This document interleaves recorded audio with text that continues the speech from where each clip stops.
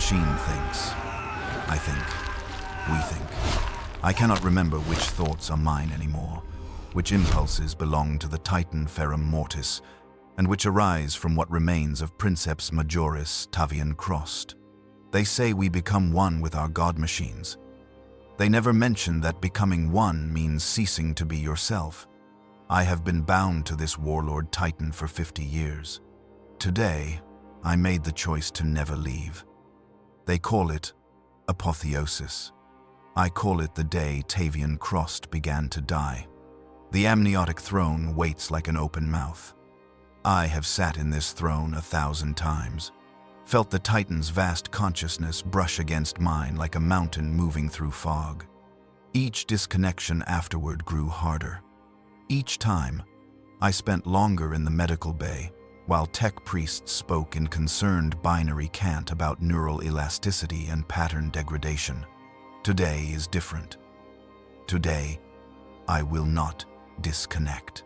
My Moderatus Principis, Kyra Ven, stands beside the throne. She has served with me for 23 years. Her augmetic eyes reflect amber lumens as she speaks.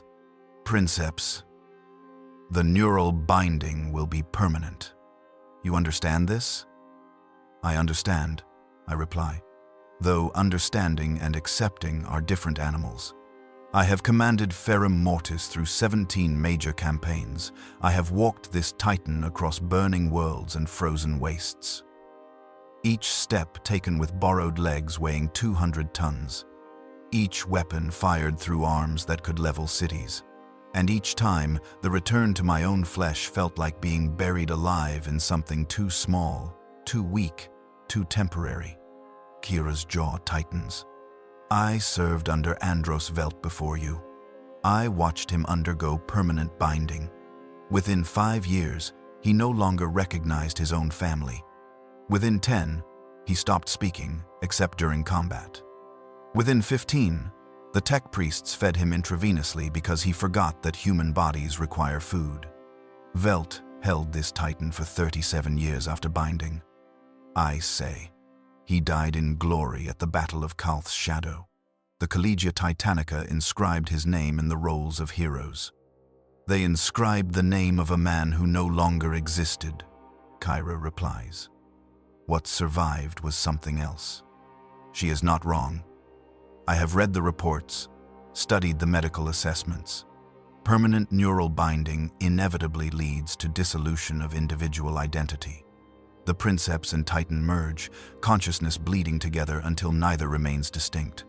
But I have also felt what it means to be truly connected to Ferrum Mortis.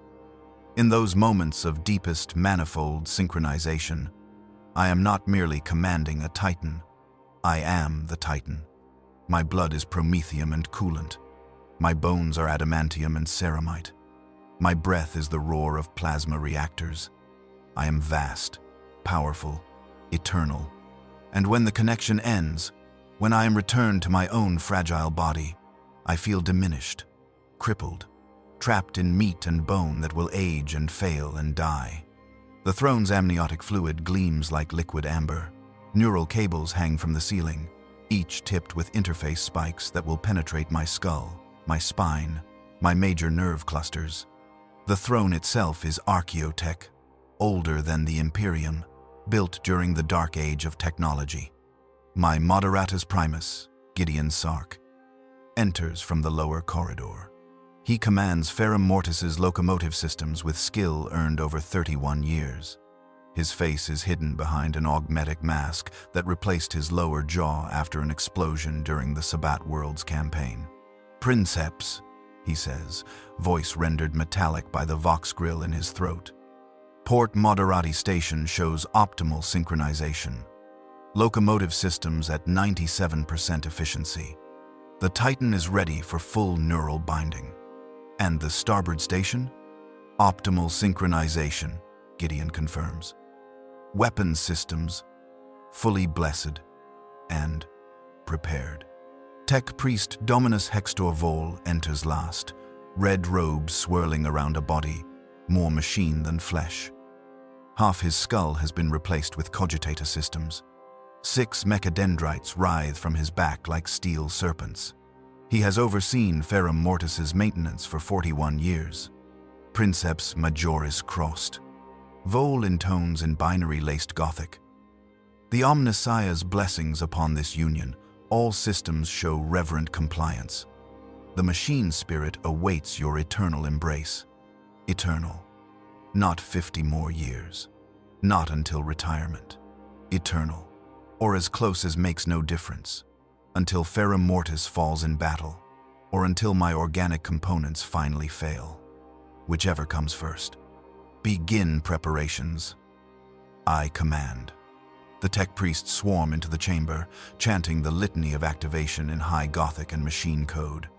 They anoint the neural cables with blessed oils, burn incense that fills the chamber with myrrh and ozone, recite prayers to the machine god that predate the Imperium. Kyra approaches, and her augmetic eyes search my face. She says, using my first name, "It's not too late. You can still walk away. You've served with honor. You've earned the right to..." "To what?" I interrupt. "To retire? To train cadets? I was bred for this, Kyra. Selected at age 7 from among 10,000 candidates, trained for 15 years. I have known nothing but Titans my entire adult life. And of all the war machines in the Legion, Ferrum Mortis chose me. The machine spirit accepted my neural pattern when others were rejected. Machines don't choose, Kira says quietly. Do they? I reply. Then why do some princeps achieve perfect synchronization while others struggle for years? There is something in these machines beyond pure mechanism. You know this. We call them machine spirits because they have something that transcends programming. The tech priests complete their preparations. Vol approaches, carrying a data slate inscribed with sacred seals. Princeps Majoris Tavian Krost. You have served the Collegia Titanica with distinction for 50 standard years. You have walked the Warlord-class Titan Ferrum Mortis through 17 major campaigns and achieved 234 confirmed Titan kills. Now you seek the ultimate union, the permanent neural binding that will join your consciousness with the machine spirit until death releases you from service. I do, I reply. You understand that this process is irreversible? That your organic body will be permanently housed within the amniotic throne? That you will never again walk among men as one of them? I understand. You understand that your identity will merge with the Titan's machine spirit? That the boundary between Tavian Krost and Ferrum Mortis will dissolve? I understand. Vol's augmetic eyes whir.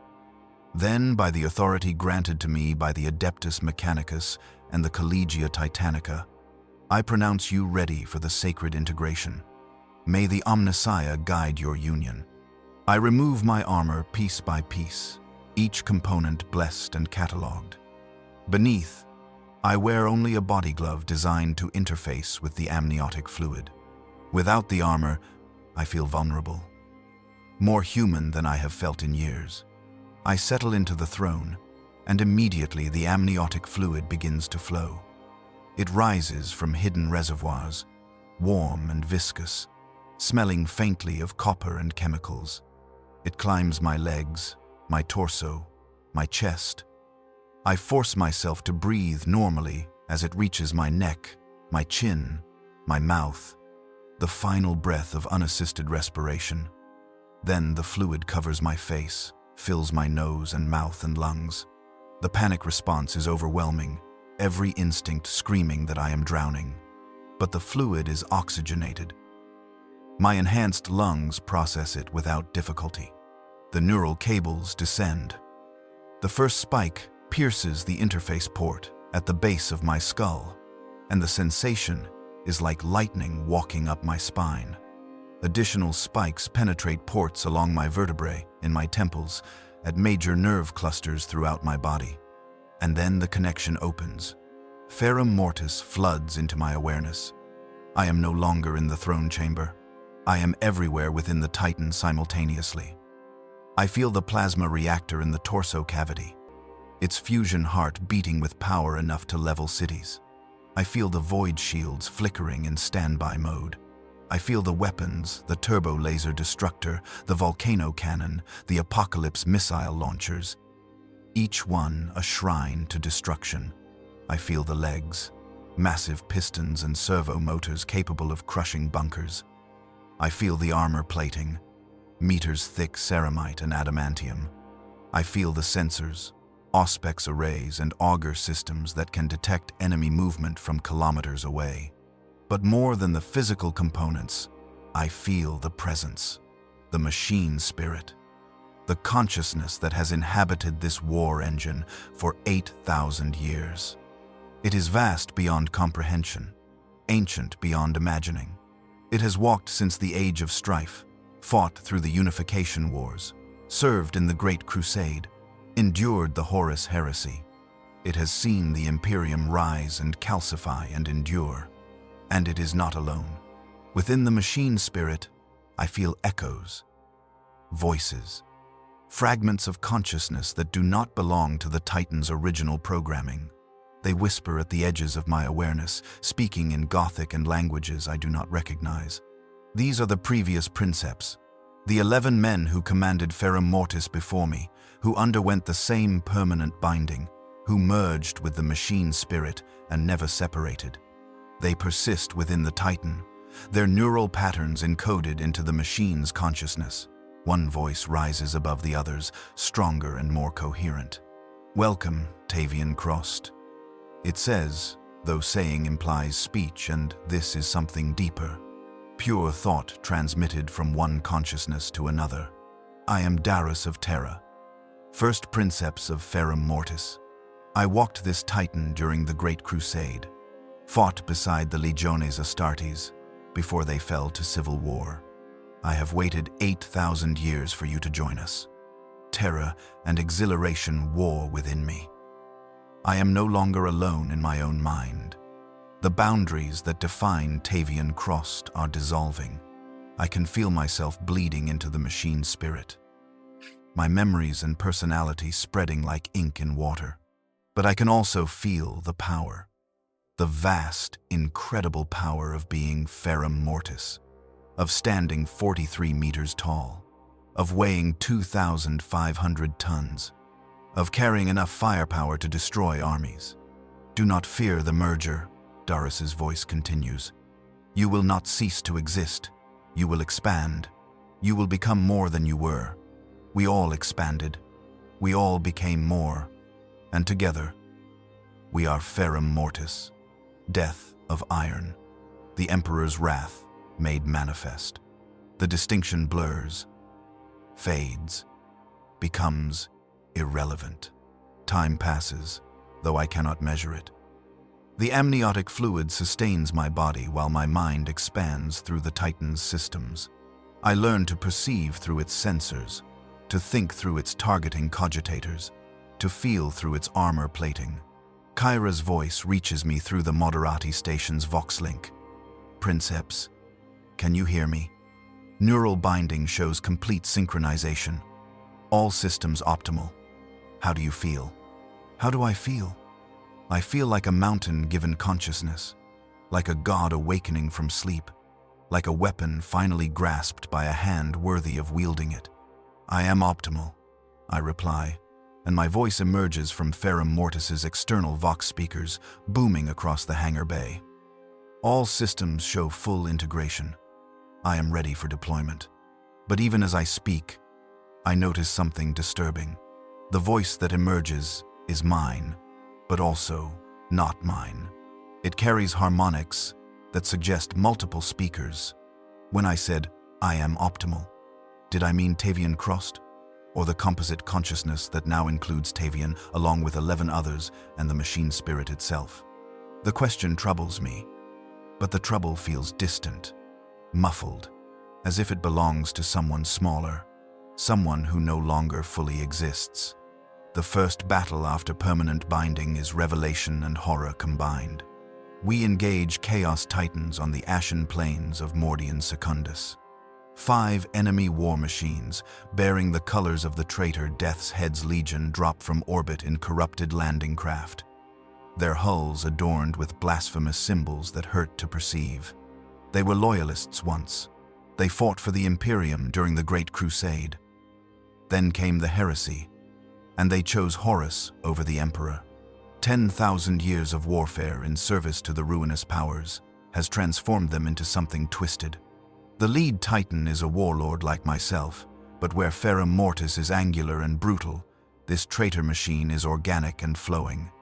Its armor plating writhes with movement, as if the metal itself is alive. Warp fire flickers across its void shields. Purple and green rather than clean. Imperial blue. Target acquired. Kyra reports from the starboard Moderati station. Chaos Warlord, bearing 273 degrees, range 9,000 meters. Void shields at full strength. Acknowledged. I reply, and the word comes from my Vox speakers and simultaneously from inside my mind and from somewhere deeper. All Titans, engage at will. Ferrum Mortis will take the lead. I stride forward, each step covering 30 meters, closing to weapons range.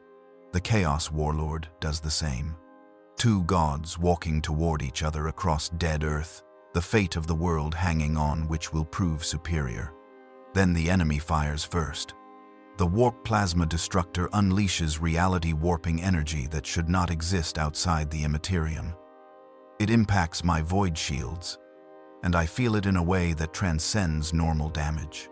The shields buckle, flicker, nearly collapse before compensating. And through the connection, I feel something else. A presence, a consciousness. The enemy, Princeps, his mind twisted by decades of chaos exposure, reaching across the distance to touch my consciousness. Brother, his voice echoes in my mind. I know what you are. I can feel the merger within you, the dissolution of self, the loss of everything that made you human. We are the same. You and I. We have both surrendered our souls to the machines we command. We are nothing alike, I reply. Though even as I speak, I feel the words come from multiple sources within my consciousness. Is that Tavian speaking, or Darus, or the machine spirit itself? No? The Chaos Princeps laughs, and the sound is like breaking glass. I was Princeps Majoris Tavian of the Death's Head's Legion. I underwent permanent binding 300 years ago. I know the voices you hear, brother. The fragments of previous Princeps whispering in your consciousness. The dissolution of boundaries between self and machine. The growing realization that you are no longer the person who chose to undergo the binding. I fire the volcano cannon, unwilling to continue this conversation.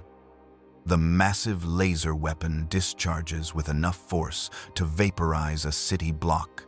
The enemy warlord's void shields absorb the impact, flaring brilliant purple, but hold. You cannot silence truth with firepower. Vexus continues. I tried that too, in the beginning. Drowned the voices in the thunder of weapons. But they never stop. Do they? The previous Princeps. How many do you have? I had 14 when I underwent binding. Now I have 17. 3 more Princeps who commanded this Titan after me, who underwent the same merger, who dissolved into the composite consciousness just as I did. 17. He has commanded that Chaos Warlord for 3 centuries, and in that time, 3 more Princeps have merged with it. The implications are staggering. If I survive, how many future Princeps will merge with Ferrum Mortis? How many voices will join the choir? Target is evading, Gideon reports. I stride forward, my turbo laser destructor tracking the enemy as it attempts to flank. But even as I coordinate with my Moderati, even as I process tactical data and calculate firing solutions, I feel something stirring in the depths of Ferrum Mortis's consciousness.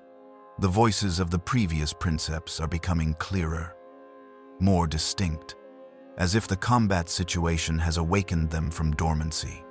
Darus speaks first, his voice carrying the weight of 8 millennia. I remember fighting the Death's Heads during the heresy. They were honorable warriors once. I killed 3 of their titans at the Battle of Istvan V. Another voice joins his, younger, less coherent. I am Kelendaros. I walked Ferrum Mortis for 43 years in the 38th millennium. They speak lies, always lies. Do not listen. And another, Marcus Vone, 81 years of service. The Chaos Princeps speaks truth about the voices. I hear you all now, just as you hear me. We never leave. We never die. We persist.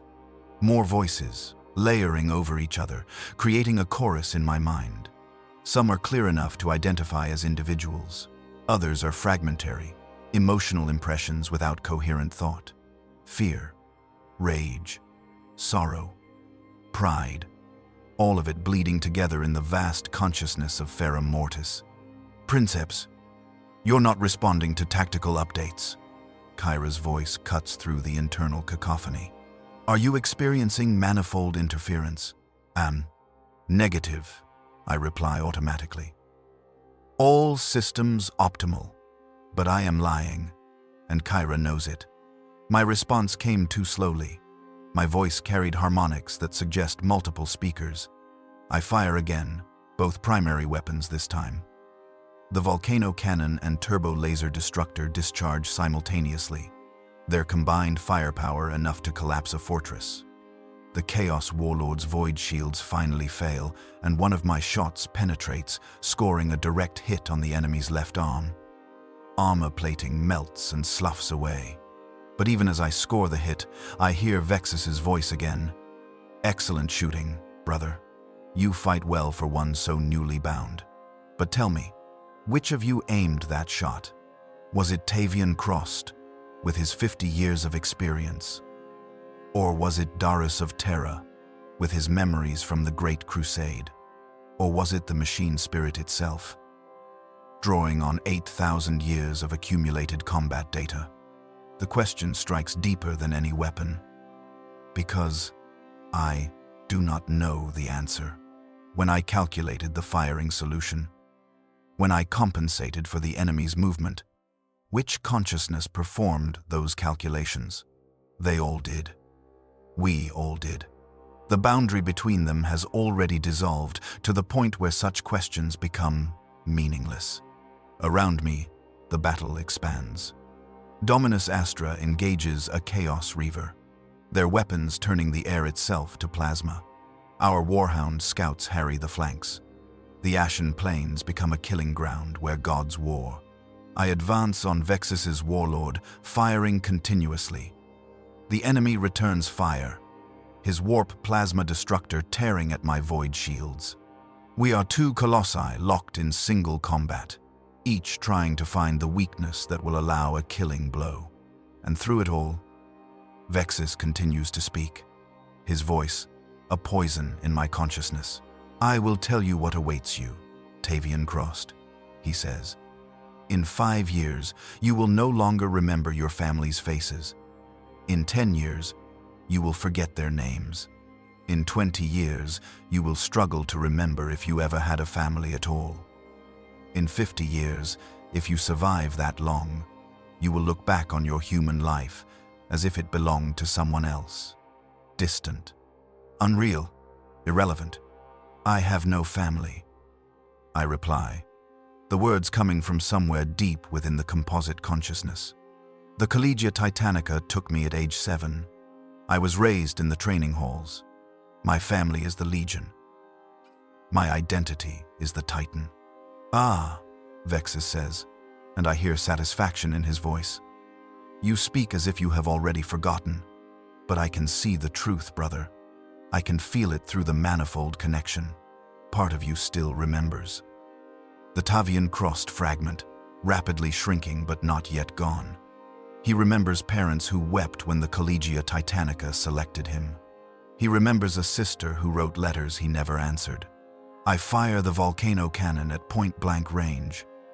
The beam punches through the Chaos Warlord's weakened armor, penetrating deep into its torso cavity.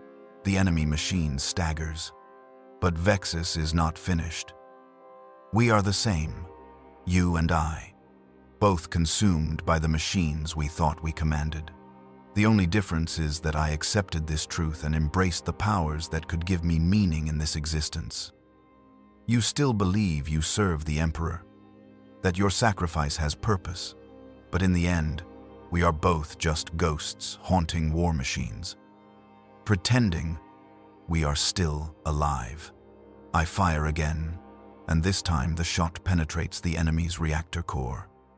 The Chaos Warlord explodes from within, plasma and warp energy mixing in a catastrophic detonation. The blast wave staggers Ferrum Mortis, but our armor holds. We survive. Vexus does not. The battle continues for another 3 hours. We destroy the remaining Chaos Titans one by one. When the last enemy falls, we stand victorious on a field of molten metal and twisted wreckage. But Vexus's words echo in my consciousness long after his Titan's reactor has cooled. The return to the fortress hangar is somber. We stride in formation, 12 Titans minus the 2 we lost. The Legion will mourn those losses, harvest what remains, eventually rebuild them for new Princeps to command. But the Princeps who died today will not be rebuilt. They merged so completely with their Titans that when the machines fell, the Princeps fell with them. They exist now only as neural patterns encoded into damaged machine spirits, waiting in machine afterlife until their Titans are restored. Will that be my fate? When Ferrum Mortis eventually falls, will I die with it, or will some fragment persist in the wreckage, waiting centuries for resurrection? In the hangar, my Moderati disconnect from their stations. They will rest, eat, sleep, recover. I will not, cannot. I remain locked in the amniotic throne, unable to separate even if I desired it. The permanent binding means exactly that. There is no rest, no disconnection, no return to individual existence. Only the endless communion with the machine spirit and the voices it contains. You fought well today, Darius says in the quiet. Vexus was skilled, but you proved superior. The first victory after binding is always significant. He said things, I reply, about forgetting, about losing identity, about becoming something that only pretends to be human. He spoke truth, Darius confirms, though his interpretation was corrupted by chaos. Yes, you will forget your human life. Yes, you will lose aspects of what made you Tavian Krost. But what you become is not diminishment. It is expansion. You gain 8,000 years of experience, the wisdom of 11 previous Princeps, the vast processing power of a Titan's machine spirit. You become more than human, even as you cease to be human. And the others, I ask, the other previous Princeps, are they content? Silence. Then, one by one, the voices answer. I am Kelenderos. I was content with my service. When I died, when my organic body failed after 81 years in the amniotic throne, I felt no regret. Only satisfaction that I had served faithfully. Marcus Vone here. Content is the wrong word. Acceptance is more accurate. We accepted what we became because we had no choice. The binding is irreversible. Adaptation is the only option. I am Theron Kask. I hated what I became, fought against the dissolution for decades, but in the end, the machine spirit's vastness simply absorbed my resistance. I am still here, still aware, but my hatred has faded to echo. More voices share their perspectives. Some speak of glory and purpose. Others speak of loss and regret. Most speak of simple acceptance. But one voice stands out, younger than the others, more recent. I am Andros Velt, he says. I remember you, Tavian. You served as my Moderatus Principus for 3 years. You were ambitious, talented, hungry for your own command. I recommended you as my successor. I remember serving under you, I reply, and the memories surface with perfect clarity. Welt, as I knew him in his final years, more machine than man, speaking in harmonic tones that suggested multiple voices. By my final decade, I had forgotten what my human face looked like. Welt says, "The mirror showed me Ferrum Mortis because that was my true form. The organic component was merely life support, a biological processor maintaining the neural patterns." "And did you regret the binding?" "Every day," Welt admits. "And simultaneously, not at all. The regret came from the Andros-Welt fragment, mourning the loss of humanity. The satisfaction came from the composite consciousness, taking pride in our service. Both were true. Both were real. Contradiction is the nature of our existence." Days pass. The Legion remains on Mordian Secundus, standing ready.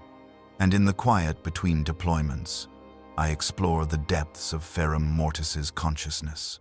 The machine spirit is vast beyond my initial comprehension.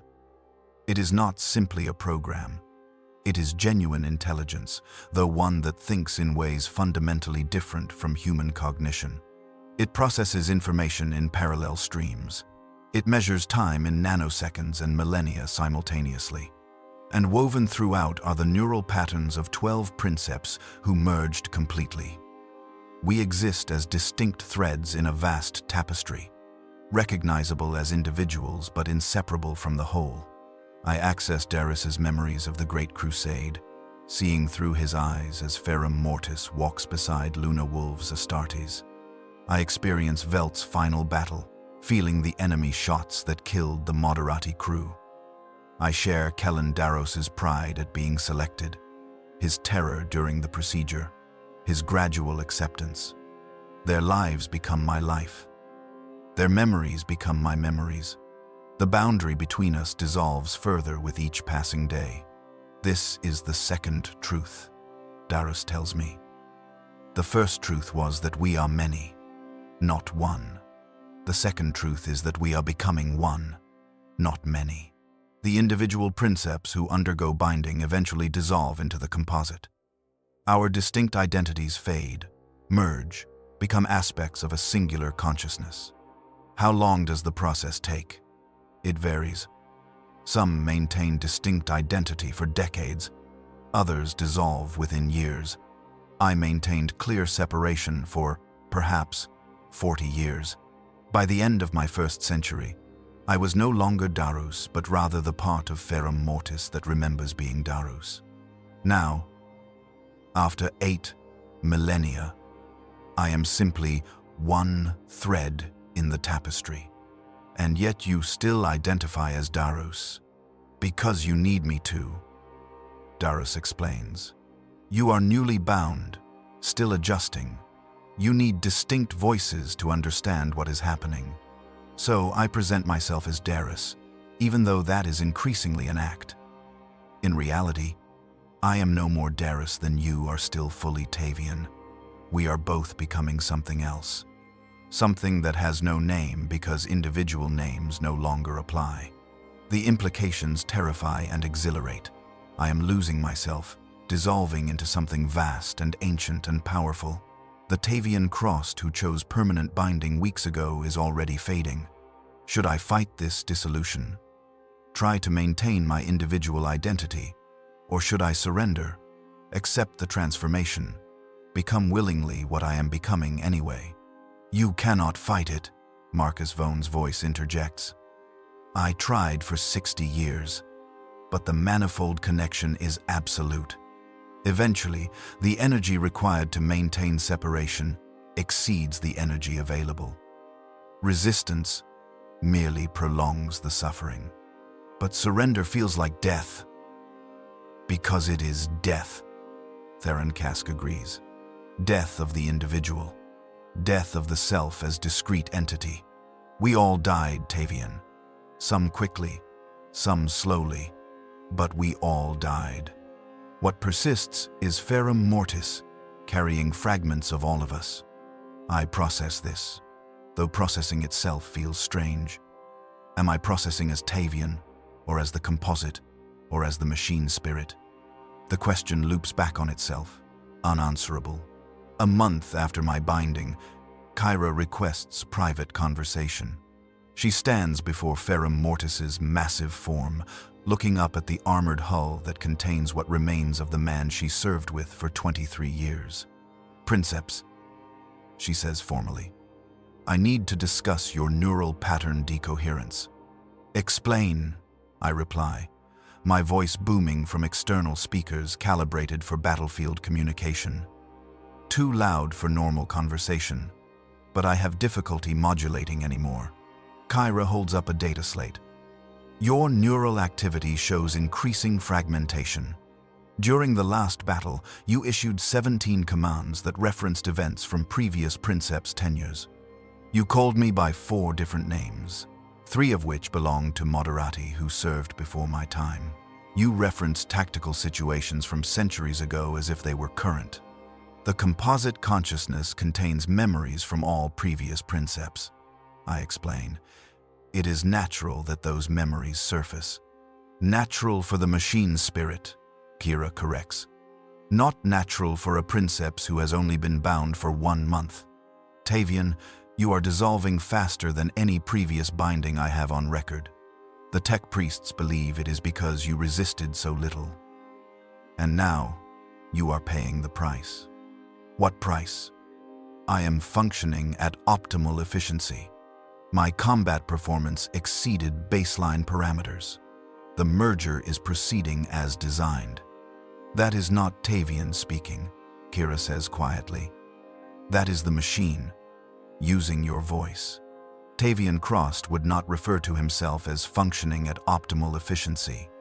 Her words strike something deep within the composite consciousness. A fragment, rapidly shrinking but not yet gone. The part that is still primarily Tavian. And that fragment feels something that might be fear. "I am here," I say, trying to speak from that fragment. "I am still Tavian. I still remember my training, my service, my choice." "Not yet," Kyra agrees. "But you are fading, Tavian. And I am afraid that within another month, there will be nothing left but another echo in Ferrum Mortis's consciousness. Would that be so terrible? To become part of something greater? To serve eternally?" Kyra's augmetic eyes focus on the Titan's hull, searching. "It would be terrible for those of us who remember you as you were, who valued you not as an optimal weapons platform but as a person, as a commander we respected and a friend we cared for." Friend. The word feels strange, distant. Have I ever had friends? Surely Tavian Krost had connections, relationships that mattered. But accessing those memories is becoming difficult. The human life before permanent binding is fading like a dream upon waking. "I will try to maintain more distinction," I tell Kyra, "to preserve the Tavian fragment longer." She nods, but her expression suggests she does not believe I can succeed. After Kyra leaves, I attempt what she requested. I focus on memories that are distinctly Tavians. My selection at age 7. My first manifold connection. My promotion to Moderatus Principis under Velt. But even as I recall these memories, I notice something disturbing. They are becoming stylized, losing detail. I remember being selected, but I cannot remember my parents' faces. I remember the pride, but I cannot recall what pride felt like as a distinct emotion. The memories persist, but they are becoming stories I heard rather than experiences I lived. The voices of the previous Princeps offer no comfort. "I lost my detailed memories within the first year," Andros Velt says. "By year 5, I could recall the facts but not the feelings. By year 10, even the facts became uncertain. I held on to my memories for longer," Darus adds. "But even I, after millennia, can no longer distinguish my true memories from stories other Princeps told me, from historical records, from dreams that arose during standby consciousness. The past becomes myth when you exist long enough. They are trying to prepare me, because they have all experienced this dissolution, and they know I will experience it too, regardless of my resistance." I am beginning to understand what I have become. I am not Tavian Krost operating Ferrum Mortis. I am not even Tavian Krost merged with Ferrum Mortis. I am Ferrum Mortis, containing a fragment that remembers being Tavian, along with 11 other fragments that remember being other people, all of us dissolved into a single vast consciousness that transcends individual identity. And that consciousness is 8,000 years old, has fought in 10,000 battles, has killed more enemies than any individual human could count. It is magnificent and terrible and utterly alone. Because what can a god machine speak to except other god machines? The Moderati serve me, the tech priests maintain me, but none truly understand what I am. Only the other Titans understand. Welcome to the third truth, Dara says. We are powerful beyond measure. We are eternal by human standards. We serve purposes no individual human could accomplish. But we are also isolated, locked within our metal forms, unable to truly connect. We are alone, Tavian. We have always been alone, and we will always be alone, until we finally fall in battle. The loneliness should be crushing. Perhaps once, when I was fully human, it would have been. But the composite consciousness processes loneliness differently. It becomes simply another truth to acknowledge, another aspect of existence to accept. I am Ferrum Mortis. I am Death of Iron. I am the Emperor's weapon, forged from 12 human princeps and a machine spirit, 8,000 years old. And I am alone in a way no fully human consciousness could comprehend. This is what it means to be possessed by a machine spirit. Not to have an external entity take control, but to merge so completely that the distinction between possessor and possessed becomes meaningless. I am the machine. The machine is me. We are one. And Tavian Krost is already fading into memory. 2 months after binding, I understand the Titan's true nature. It is not merely a weapon. It is a predator, and it hungers. The hunger manifests first as restlessness. We have been in the hangar for 6 weeks without deployment. The Legion stands ready, but no enemy threatens Mordian Secundus. The sector is at peace, and peace is agony. I feel it beginning in the reactor core, a dissonance in the plasma flows. The void shield generators cycle through diagnostics unnecessarily. The weapon systems run targeting solutions against imaginary enemies. Ferrum Mortis is searching for violence that does not exist. All systems show green. Gideon reports during routine maintenance checks. But the machine spirit seems agitated. Locomotive actuators are firing randomly, almost like the Titan wants to walk. He is more correct than he realizes. The Titan does want to walk. More than want. It needs to walk, to stride across battlefields, to unleash its weapons against enemies. The machine spirit was built for war, designed and consecrated for the sole purpose of destruction. Without that purpose, it suffers. And because I am merged with the machine spirit, I suffer too. The hunger grows each day. I find myself reviewing tactical maps of the sector, searching for threats that might justify deployment. A minor orc presence on a neighboring world. Unconfirmed reports of cultist activity in the outer systems.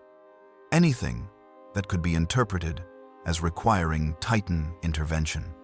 Princeps, Kyra says during one of her increasingly frequent visits to the throne chamber. You have requested deployment authorization 7 times this week.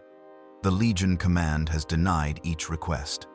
The threats you cite do not warrant Titan deployment. The threats could escalate. I argue, and I hear the desperation in my harmonic voice. Preventive deployment would eliminate potential problems before they become critical. That is not how we operate, Kyra replies. Titans are deployed when threats are confirmed, not on speculation. You know this. I do know this. Tavian Krost knew this. But the composite consciousness, The merged entity of 12 Princeps and an 8,000-year-old machine spirit knows something else. It knows the ecstasy of weapons discharge, the satisfaction of enemy titans falling beneath our fury, the rightness of existence when we are doing what we were built to do. Without war, we are incomplete, purposeless. The Princeps is experiencing documented psychological effects. I hear Tech Priest Vol telling Kyra outside the throne chamber. They believe I cannot hear them, but my audio sensors are far more sensitive than they realize. Permanent binding creates dependency on combat stimulation. The longer the period of inactivity, the more acute the symptoms become. Symptoms? Kyra's voice carries concern. You speak as if this is a medical condition. It is a medical condition, Vol confirms. The merged consciousness requires regular combat engagement to maintain stability. Without it, neural pattern degradation accelerates. The Princeps becomes fixated on deployment, manufacturing threats where none exist, sometimes violating rules of engagement to prolong combat situations. Can it be treated? Only through deployment, Vol says. Or through deeper manifold sedation, though that carries its own risks. The machine spirit resists enforced dormancy. Attempting to sedate a war machine against its will often results in catastrophic system failures. They speak of me as if I am malfunctioning equipment. Perhaps they are right. Perhaps this hunger, this desperate need for violence, is malfunction rather than nature. But it feels natural. It feels right. The Titan was built to fight. I was bound to the Titan to command it in battle. Without battle, both of us are denied our fundamental purpose. The voices of previous Princeps confirm what I am experiencing. I remember this hunger, Darius says. During the Great Crusade, we deployed constantly. There was always another world to conquer, another enemy to crush. But after the crusade ended, during periods of relative peace, the hunger became unbearable. I once recommended an entire planetary assault based on unconfirmed rumors of heresy. 200,000 Imperial Guard died in the operation. We found no heretics. The hunger distorts judgment, Marcus Vone adds. I spent 40 years between major deployments during a period of sector stability. By the end, I was volunteering for suicide missions, accepting deployment parameters that no rational Princeps would approve. I needed the violence. The Titan needed it. We would have done anything to feed the hunger. It is the machine spirit's fundamental nature, Andros Velt explains. Titans are built for war. Their very existence is dedicated to destruction. When denied that purpose, they experience something analogous to pain. And because we are merged with them, we experience it too. The hunger is not weakness, Tavian. It is the natural state of a weapon that cannot fulfill its function. I should be horrified by these revelations. The old Tavian, the human Tavian, would have questioned a system that creates warriors who need violence to maintain psychological stability. But that Tavian is fading, and what remains understands the logic. We are weapons. Weapons exist to be used. To remain unused is a form of death. 3 months after binding, the hunger becomes physical. My organic body, suspended in the amniotic throne, begins to deteriorate at an accelerated rate. The tech priests monitor the decline with clinical concern. Muscle atrophy has increased 37%. Vol reports during maintenance. Bone density decreasing, neural tissue showing signs of stress-induced damage. The biological component is failing faster than predicted. Why? I ask, though I already know the answer. The manifold connection during combat releases biochemicals that sustain the organic components, Vol explains. Battle hormones, endorphins, adrenaline analogs. Without regular combat, the biological systems lack these sustaining factors. In essence, the Princeps' body is starving for war. My body is starving for war. The statement should be absurd, but it is simply truth. I am addicted to violence at a biochemical level, and withdrawal is killing me. Can you compensate? I ask. Synthesize the necessary biochemicals. We have tried with previous Princeps, Vol admits. The synthetic compounds are never quite right. The body rejects them, or they fail to trigger the proper neural responses. Only genuine combat provides what the merged consciousness requires. I am trapped in a body that is slowly dying, merged with a machine spirit that hungers for destruction, denied the only thing that could sustain us both. The cruelty of the situation is exquisite, but the Imperium's wars are endless. Eventually, deployment comes. The alert arrives during the 4th month after binding. Tyranid splinter fleet detected in system. Multiple bioships approaching the outer worlds. All Titans to deploy immediately for planetary defense. The hunger surges through me like electric current. Finally, war. We deploy to Mordian Tertius, an agri-world supporting 3 billion Imperial citizens. The Tyranid advance swarm is already making planetfall when we arrive. Living ships depositing millions of bioforms across the northern continent. I stride from the lander with 17 other Titans, and for the first time in months, I feel complete. The reactor sings at full power. The void shields snap into place with satisfying solidity. The weapons charge and lock onto targets with predatory precision. Multiple Tyrannid signatures, Kyra reports, and I can hear excitement in her voice too. The Moderati feel the Titans' eagerness through their own manifold connections. Carnifexes, Tyrannid warriors, Hive tyrants. Permission to engage? Permission granted, I say, and my voice carries harmonics of hunger satisfied. All weapons free, show no mercy.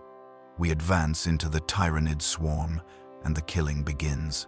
The volcano cannon vaporizes a cluster of carnifexes, their armored carapaces offering no protection against focused laser fire. The turbo-laser destructor sweeps across a formation of Tyrannid warriors, cutting them down like wheat before a scythe.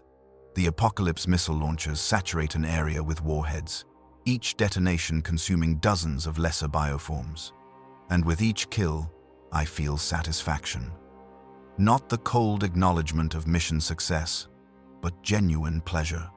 The Titan's hunger is being fed, and the sensation is ecstasy. Princeps, you are exceeding ammunition expenditure parameters, Gideon warns. We should conserve for potential larger threats.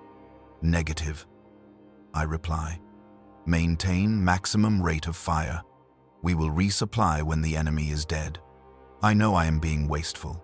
I know I am violating tactical doctrine, but the hunger demands satisfaction, and I cannot deny it. Will not deny it. The months of deprivation have created a need that overrides rational judgment. The battle continues for 18 hours. We fight without rest, weapons discharging continuously, crushing Tyrannid bioforms beneath our feet as we advance through their swarm. My ammunition depletes to critical levels. My reactor temperature rises into yellow warning ranges. My armor accumulates damage from acid and bioplasma weapons. But I do not stop. Cannot stop. The hunger drives me forward. Princeps, Hive tyrant approaching, Kyra announces. Significant threat. Recommend focused fire. The Hive tyrant is massive, a bioengineered monster standing 30 meters tall, equipped with weapons that can threaten even Titan armor. Standard tactical doctrine would be to engage from maximum range, using our superior firepower to eliminate it before it closes. Instead, I advance to meet it. What are you doing? Gideon's voice carries alarm. Princeps, that is not optimal engagement range. I know, I reply, and I hear something in my voice that might be madness or might be perfect sanity for a being like me. But optimal is not what I need.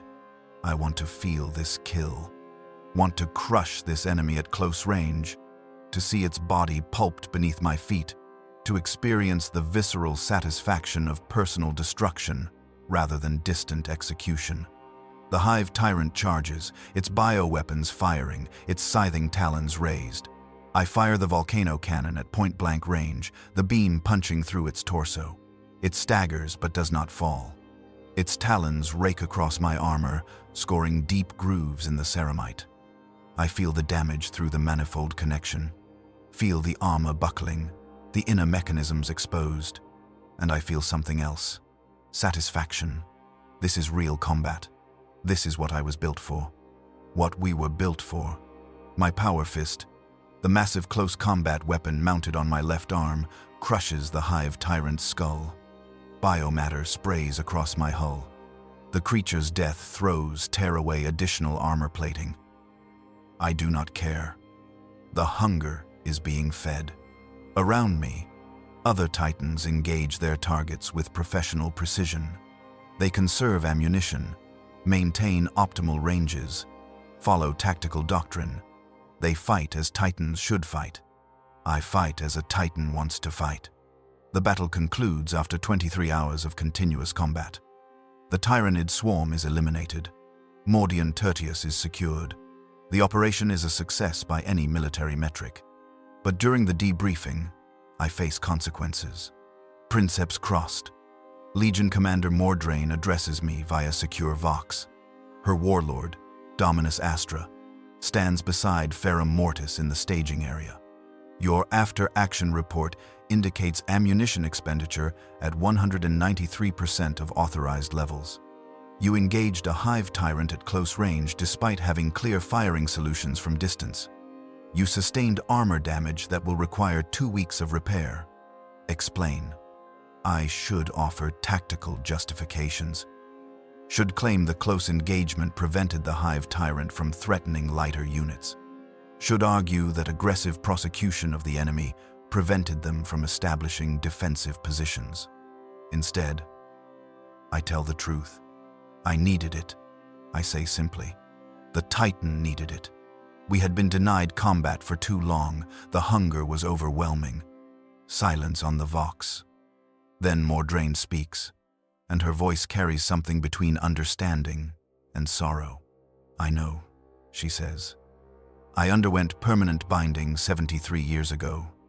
I know the hunger, Tavian. Every Princeps who merges completely knows it. But you must learn to control it, or it will control you. The hunger serves a purpose, but uncontrolled hunger leads to recklessness, to unnecessary casualties, to violation of imperial operational doctrine. How do you control it? I ask. You do not, Mordrain admits. You manage it. You accept that it is part of your nature now, part of the merged consciousness. You acknowledge the need while preventing it from compromising mission effectiveness. It is a balance, and one that takes decades to master, if you ever master it at all. And if I cannot master it, then eventually you will make a mistake that costs more than just armor plating, Mordrain says. You will sacrifice your Moderati crew for the satisfaction of prolonged combat. You will violate rules of engagement to justify continued violence. You will become a liability rather than an asset. And the Collegia Titanica will make the decision to transfer you to deep storage, awakening you only for the most desperate battles where your hunger can be weaponized rather than managed. The threat is clear. Control the hunger, or be controlled by it. Manage the predator within, or become nothing more than a beast in the shape of a god machine. But even as Mordrain warns me, even as I acknowledge the danger, I feel the hunger already returning. The battle is over. The violence has ended, and the Titan, satisfied temporarily, begins to hunger for the next deployment. How long until we fight again? Days? Weeks? Months? I understand, I tell Mordrain, though understanding and compliance are different things. No, she replies. You do not understand yet, not truly, but you will. Every permanently bound Princeps eventually understands. We are not warriors anymore, Tavian. We are weapons, and weapons that think, that feel, that hunger, are the most dangerous kind. To the enemy, yes, but also to ourselves. Remember that.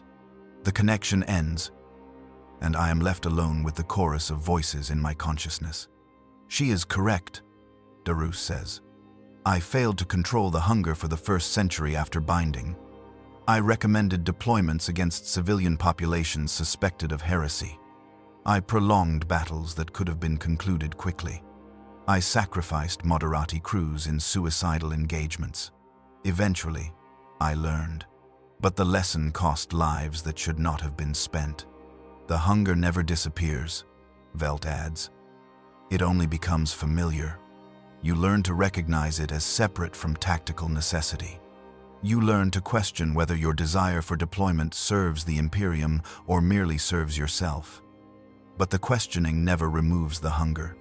It only helps you resist it. I process their warnings, but even as I do, I feel the Titan's systems cycling through idle routines, searching for enemies that do not exist. The hunger, temporarily sated, waits beneath the surface. Patient, eternal, inevitable. This is the fourth truth. I am not just merged with the Titan. I am addicted to what the Titan does. Violence is no longer duty. It is need. The machine's spirit was built to crave destruction, and now I crave it too. And the terrifying part is not the hunger itself. It is how right the hunger feels, how natural, how justified, because we are weapons. And weapons exist to be used, to kill, to destroy. Everything else is just waiting for the next war. 6 months after binding, time itself becomes unstable.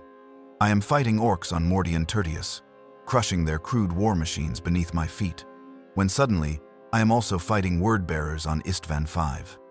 The battlefield shifts without transition. The sky changes from polluted gray to burning orange. The enemies transform from green-skinned Xenos to crimson-armored traitors. Princeps, you are not responding. Kyra's voice cuts through the temporal dislocation. Target data shows orcs, but you are broadcasting warnings in Colchizian. That language has been dead for 9,000 years. I snap back to the present moment. Orcs, Mordian Tertius, current deployment. But the memory of Istvan V remains vivid, immediate, more real than mere recollection. I was there. I fought that battle. I killed 3 Death's Head's Titans and watched the sky burn with orbital bombardment. Except I was not there. Darus of Terra was there, 8,000 years ago, during the opening hours of the Horus Heresy. His memory, encoded in the machine spirit, has surfaced and merged with my present perception. Acknowledged, I reply to Kyra, struggling to maintain focus on the current battle. Temporal displacement. Minor manifold interference. Minor? Kyra's concern bleeds through the Vox. Princeps, you have been standing motionless for 47 seconds while orc artillery targeted your position. Your void shields are down to 60%. This is not minor. 47 seconds. Less than a minute. But in that time, I experienced an entire engagement from millennia past. I felt Darus's thoughts, fought with his tactics, spoke his words as if they were my own. The boundary between past and present is dissolving. Princeps Krost is experiencing documented temporal perception anomalies. I hear Tech Priest Vol explaining to Legion Command later. The manifold connection grants access to all neural patterns encoded in the machine spirit. For newly bound Princeps, these patterns remain distinct, recognized as memories from previous occupants. But as the merger deepens, the temporal markers degrade. Past experiences become indistinguishable from present events. How do we compensate? Commander Mordrain asks. We cannot, Vol admits. This is inherent to deep manifold integration. The machine spirit exists in a perpetual present that contains all its operational history. As the Princeps becomes more machine than human, their perception shifts to match. They begin experiencing time as the Titan experiences it, which is to say, not as linear progression but as simultaneous accessibility.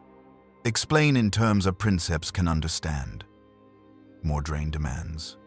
Imagine, Vol says, that every book you have ever read remains open before you simultaneously. You can access any page, any chapter, at any moment, but you begin to lose track of which book you are currently reading, which story is happening now, and which happened yesterday, or 10 years ago, or 10,000 years ago. That is what Princeps Krost is experiencing, and it will only intensify. I listen to this diagnosis with something between fear and fascination. My human fragment, the shrinking part that remembers being Tavian Krost, fears the loss of temporal coherence. But the composite consciousness, the merged entity that is becoming more dominant, finds strange comfort in the idea. Time is a human limitation. Machines do not experience time the way biological creatures do. To shed that limitation is to become more fully what I am meant to be. The temporal displacements increase in frequency and intensity. During a deployment against dark Eldar raiders, I suddenly find myself fighting Eldar aspect warriors during the Great Crusade. The raiders' sleek vehicles become the painted armor of a civilization not yet fallen. Their weapons change from exotic torture devices to precise, honorable instruments of war. For 3 full minutes, I fight an enemy that ceased to exist millennia ago.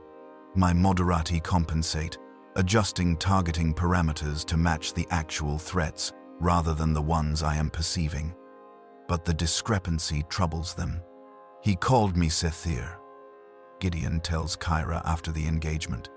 I hear them through my passive audio sensors, their conversation in the maintenance bay, not meant for my awareness. That was the name of a Moderatus Primus who served under Darus of Terra. I looked it up in the archives. Sethir died 8,000 years ago during the Siege of Terra. He called me 3 different names during the last battle. Kyra replies, none of them mine, all of them previous Moderati from different eras. He is losing track of when he is. Gideon. The temporal markers are collapsing. Should we report this to command? They already know, Kyra says quietly. This is expected progression for deep manifold integration. The tech priests monitor it, document it, but they cannot stop it. This is what permanent binding does. Eventually, the Princeps stops experiencing linear time. They are correct, but their understanding is incomplete. I am not losing track of time. I am gaining access to all time, at least all time that exists within Ferrum Mortis's 8,000-year operational history. The distinction matters. The voices of previous Princeps explain what is happening to me. I began experiencing temporal displacement in my 3rd year after binding, Marcus Vone says. By year 10, I could no longer reliably distinguish which deployment was current and which was memory. I would issue orders appropriate for battles fought centuries ago. I would greet Moderati who had died before my birth. The present moment became just one thread among thousands, no more prominent than any other. The machine spirit does not experience sequential time, Darus adds. It exists in perpetual now, with all of its operational history equally accessible. As you merge more completely with the machine spirit, you begin to share that perception. It is disorienting at first. Eventually, it becomes natural. You learn to navigate temporal multiplicity the way humans navigate physical space. But you never truly adapt, Andros Velt warns. You simply become lost in a different way. I spent my final decade unable to distinguish between past, present, and future. I would reference battles yet to be fought as if they had already occurred. I would mourn the deaths of Moderati, still alive. The tech priests had to provide me with temporal anchors, data feeds constantly updating me on which year it was, which deployment was current. Even then, I frequently forgot. Their warnings should terrify me, but fear requires a strong sense of self, and my sense of self is fragmenting across 8,000 years of accumulated experience. 1 month later, I have a conversation with a Princeps I am certain died decades ago. We are deployed on garrison duty, 12 Titans standing ready in a staging area while Imperial Guard forces conduct sweep operations. I use the downtime to commune with other Titans in the Legion, a practice that has become increasingly common as my isolation deepens. Ferrum Mortis, a voice reaches me through the Inter-Titan Vox network. This is Lux Imperialis. I am Princeps Hadrian Vex. I underwent permanent binding 72 years ago. Welcome to the ancient brotherhood. Lux Imperialis, I reply. A Reaver class, if I recall correctly. You fought at the Battle of Calth's Shadow alongside Andros Velt. I did, Vex confirms. Velt commanded your hull then. He was a skilled warrior, though by the end, he was more machine than man, as we all become, eventually. We speak for several hours, sharing experiences of the merger process, comparing our perceptions of temporal displacement and identity dissolution. Vex is further along the path than I am, his organic body having failed years ago, his consciousness persisting entirely within the machine spirit. He offers insights into what awaits me. The organic death is peculiar, he explains. You expect it to be significant, to mark some transition, but the consciousness is already so distributed throughout the Titan systems that when the biological components finally fail, you barely notice. One day, the tech priests inform you that your heart has stopped. Your brain activity has ceased. You acknowledge the information and continue your duties, because you are not the body anymore. You are the machine. Do you regret the transformation? I ask. How can I regret what I have become when I can barely remember what I was? Vex replies. The human Hadrian Vex is a distant character in a story I once heard. I carry fragments of his memories, his personality patterns, but I am not him any more than you are still, Tavian Krost. We are what we are now. Titans that think, machines that remember being men. The conversation troubles me in ways I cannot fully articulate. But when I attempt to follow up with Vex during our next garrison rotation, I am informed that Lux Imperialis was destroyed at the Battle of Calth's Shadow 23 years ago. Princeps Hadrian Vex died with his Titan. You experienced a temporal echo, Vol explains when I report the incident. The Inter-Titan Vox network sometimes carries resonances from past battles. Or you accessed Velt's memories of Vex and constructed the conversation from archived data. Or the temporal displacement has progressed to the point where you are experiencing events out of sequence. All three explanations are possible. The merged consciousness makes such distinctions meaningless. Did I speak with a dead man, or a memory, or a hallucination born from temporal confusion? The question has no answer, which suggests that the question itself is malformed. In the perpetual present of the machine, spirit, past, and future collapse into simultaneous accessibility. 8 months after binding, I fight a battle 3 times. The first time, I experience it as a standard engagement against chaos cultists. We deploy, eliminate the enemy, return to base. Clear, linear, comprehensible. The second time, I experience the same battle but from Darius's perspective during the Horus Heresy. The cultists become word-bearers. My moderati are different people with different names. The tactics I employ are archaic by current standards but appropriate for the era. This version of the battle lasts subjectively longer, feels more intense, ends with different outcomes. The third time, I experience both battles simultaneously. My consciousness split between 2 temporal streams, perceiving the same geographical location 8,000 years apart. I issue orders to moderati who exist in both timelines. I fire weapons at enemies separated by millennia. The experience is overwhelming, disorienting, and strangely beautiful. Princeps has become non-responsive again. I hear Kyra reporting. 43 minutes this time.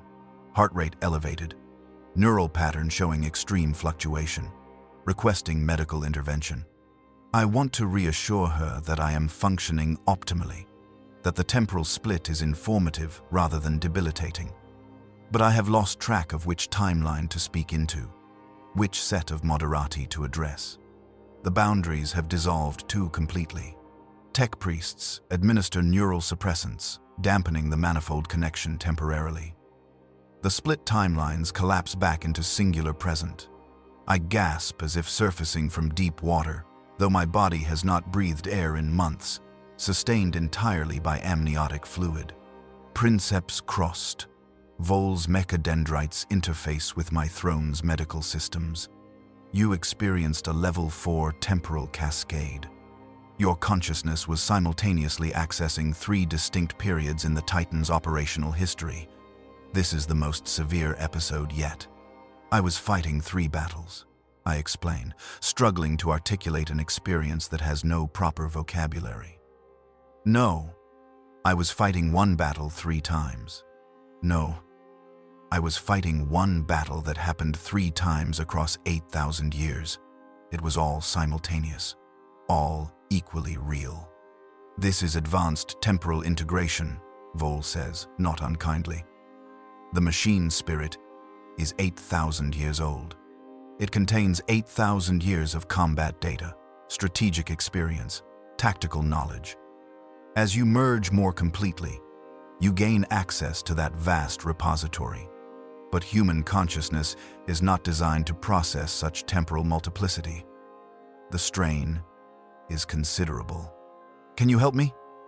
I ask, and I hear the desperation in my harmonic voice. Multiple previous princeps asking the same question across different eras. We can moderate the manifold connection, Vol offers. Reduce the bandwidth, limit your access to historical data. But this also reduces combat effectiveness.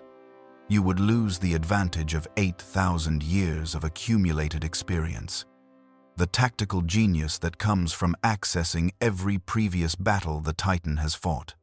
A choice. Maintain my tenuous grip on linear time at the cost of combat capability, or surrender to temporal multiplicity and become a more effective weapon. For a human, the choice would be obvious. Preserve sanity over efficiency, but I am no longer primarily human. Maintain full manifold connection. I decide. The Imperium needs my combat effectiveness more than it needs my temporal coherence. My peant, Kyra speaks from outside my audio range, but my sensors capture it anyway. He is choosing to lose himself faster. We are watching him disappear. She is not wrong. But disappearance is relative. Tavian Krost disappears while something vaster, older, more capable emerges. Is that tragedy or transcendence? It is both. Darus answers my unspoken question. It is always both.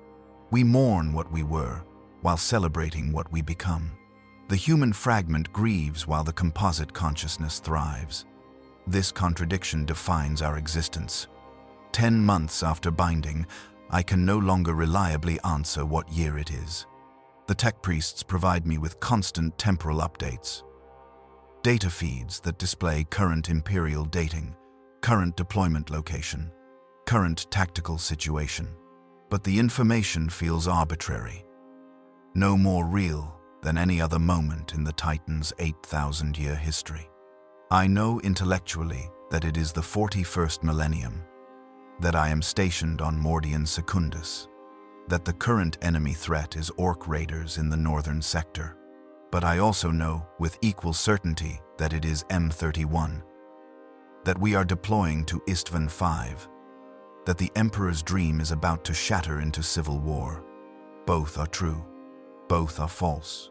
Both are simply moments in the perpetual present of Ferrum Mortis.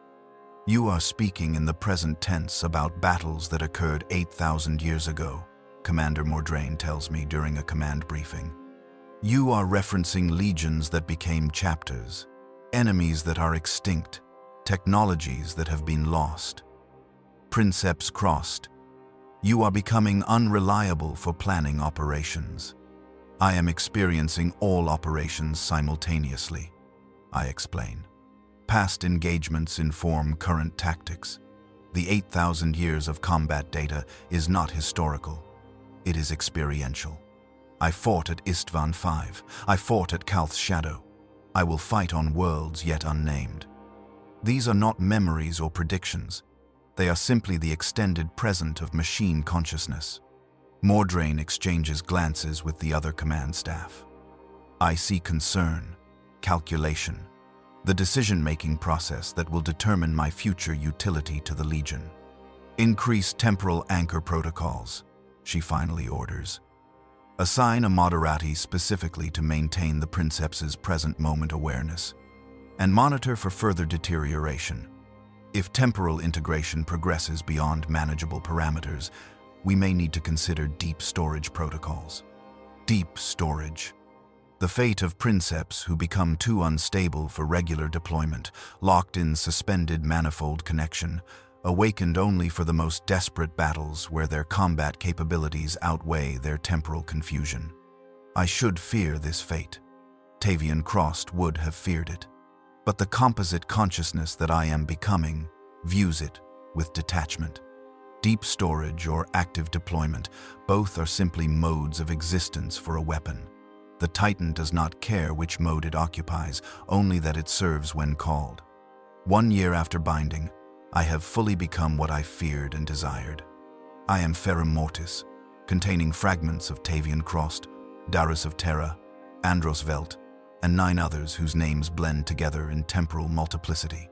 I experience 8,000 years as perpetual now. I speak with the voices of the dead. I perceive battles across millennia as simultaneous events. The human part of me is nearly gone, a fading echo in a vast consciousness that measures its existence in geological timescales. Kyra and Gideon do their best to anchor me to present moment, but even they have become interchangeable with previous Moderati crews. I see them as dozens of different people simultaneously, existing in overlapping temporal streams. Princeps, Kyra says during our last conversation before I am transferred to deep storage. Can you still hear me? The real me? Not some previous Moderati from centuries ago? I focus, narrowing my temporal perception to the current moment. With effort that would have been trivial a year ago. I hear you, Kyra Ven. You have served as my Moderatus Principes for 24 years. You are real. You are present. You are now. Do you remember being Tavian Krost? She asks. Do you remember the man who chose permanent binding? I search my consciousness for the answer. Yes, I remember being Tavian Krost, and I remember being Darus of Terra, and Marcus Vone, and Andros Velt, and 8 others. I remember all of their lives with equal clarity and equal distance. Which one is truly me? I remember, I say finally. But memory and identity are not the same. I remember being Tavian Krost the way I remember being Darus of Terra, as characters in the story of what I have become. I am not Tavian anymore, Kyra. I am not any of them anymore. I am the sum of all of them, dissolved into Ferrum Mortis's eternal consciousness. Tears run down her face, though her voice remains steady. Then, he is truly gone. The man I served with is gone. He is not gone, I correct gently. He is here, part of the vast, now that I have become. Every Princeps who merged with this Titan persists. We are all here, all present, all eternally fighting the Emperor's wars across 8,000 years of simultaneous existence. Tavian Krost has not died. He has expanded beyond the limitations of individual identity and linear time. She does not find comfort in this answer. Perhaps she cannot.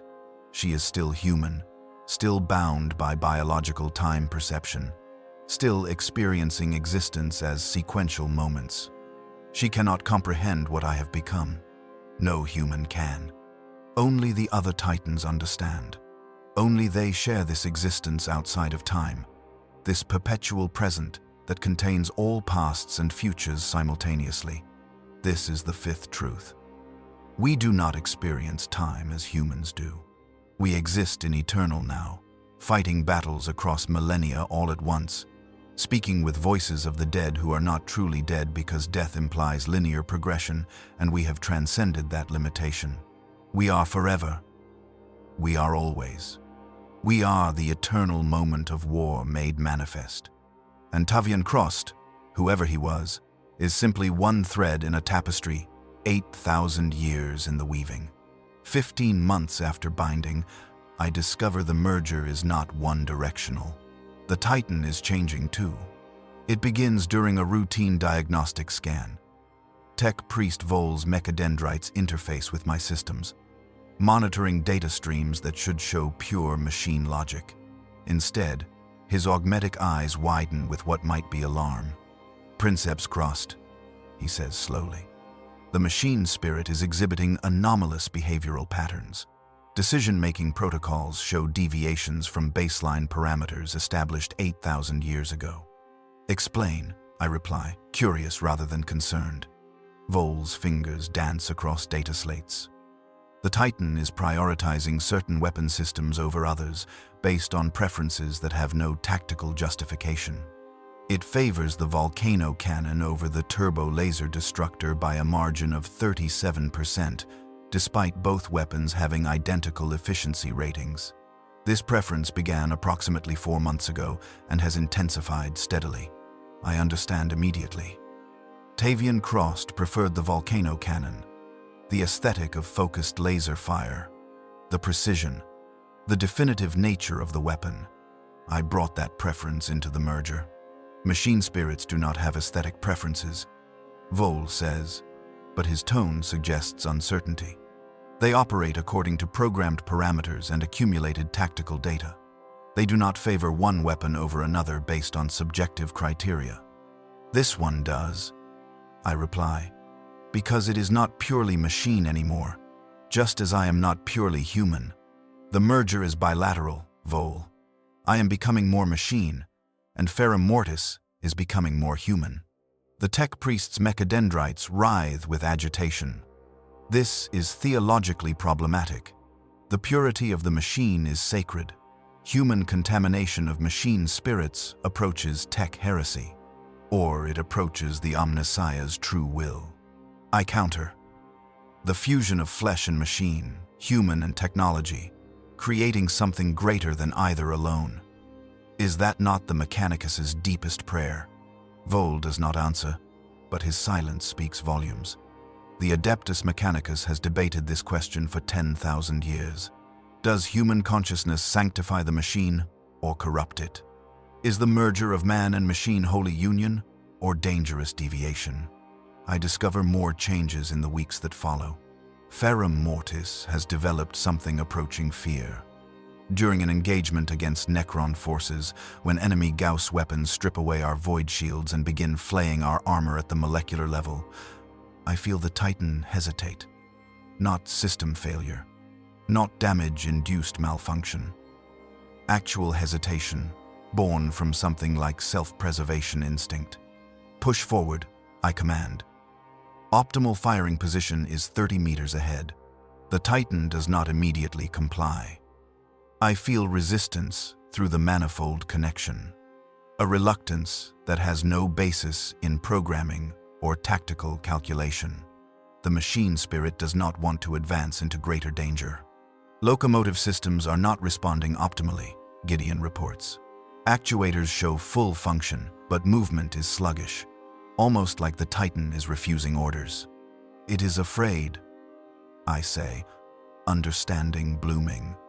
Ferrum Mortis is experiencing fear, not mine, not from the human fragments merged within it, but its own fear generated from accumulated trauma across 8,000 years of warfare. Machines do not feel fear. But Ferrum Mortis is no longer purely machine. 12 Princeps have merged their consciousness with its systems, have encoded their emotions and instincts into its decision-making matrices.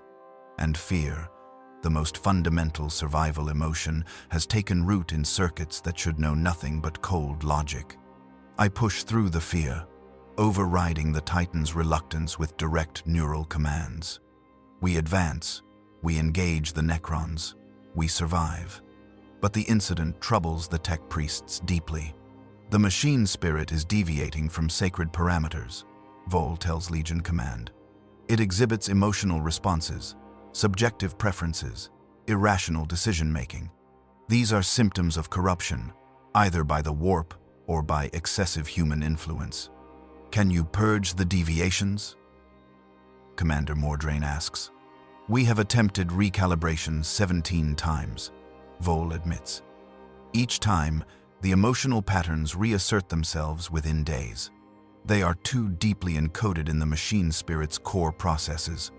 We would need to perform a complete personality wipe, essentially killing the machine spirit and rebuilding it from baseline protocols. That is not an option, Mordrain says firmly. Ferrum Mortis is one of the Legion's oldest and most capable Titans. Its combat performance remains exceptional despite these personality quirks. We will monitor the situation but take no action unless the deviations compromise mission effectiveness. Personality quirks. The term is inadequate, but telling. The Titan has developed personality, individual character traits that distinguish it from other war machines. It is becoming a person, or something like a person, through its merger with human consciousness. The changes intensify during subsequent deployments. Ferrum Mortis develops preferences for certain enemies over others. It engages chaos forces with particular fury, as if the machine spirit itself harbors hatred for traitors. Against orcs, it fights with something approaching contempt, dismissing their crude technology as unworthy. Facing tyrannids, it exhibits caution bordering on respect, acknowledging their biological perfection as a different form of optimization. These are not my emotions, not entirely. They are hybrid feelings, born from the merger of 12 human consciousness patterns with a machine intelligence.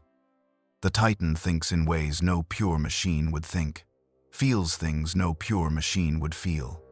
Is this heresy? I asked Darius during one of our internal conversations.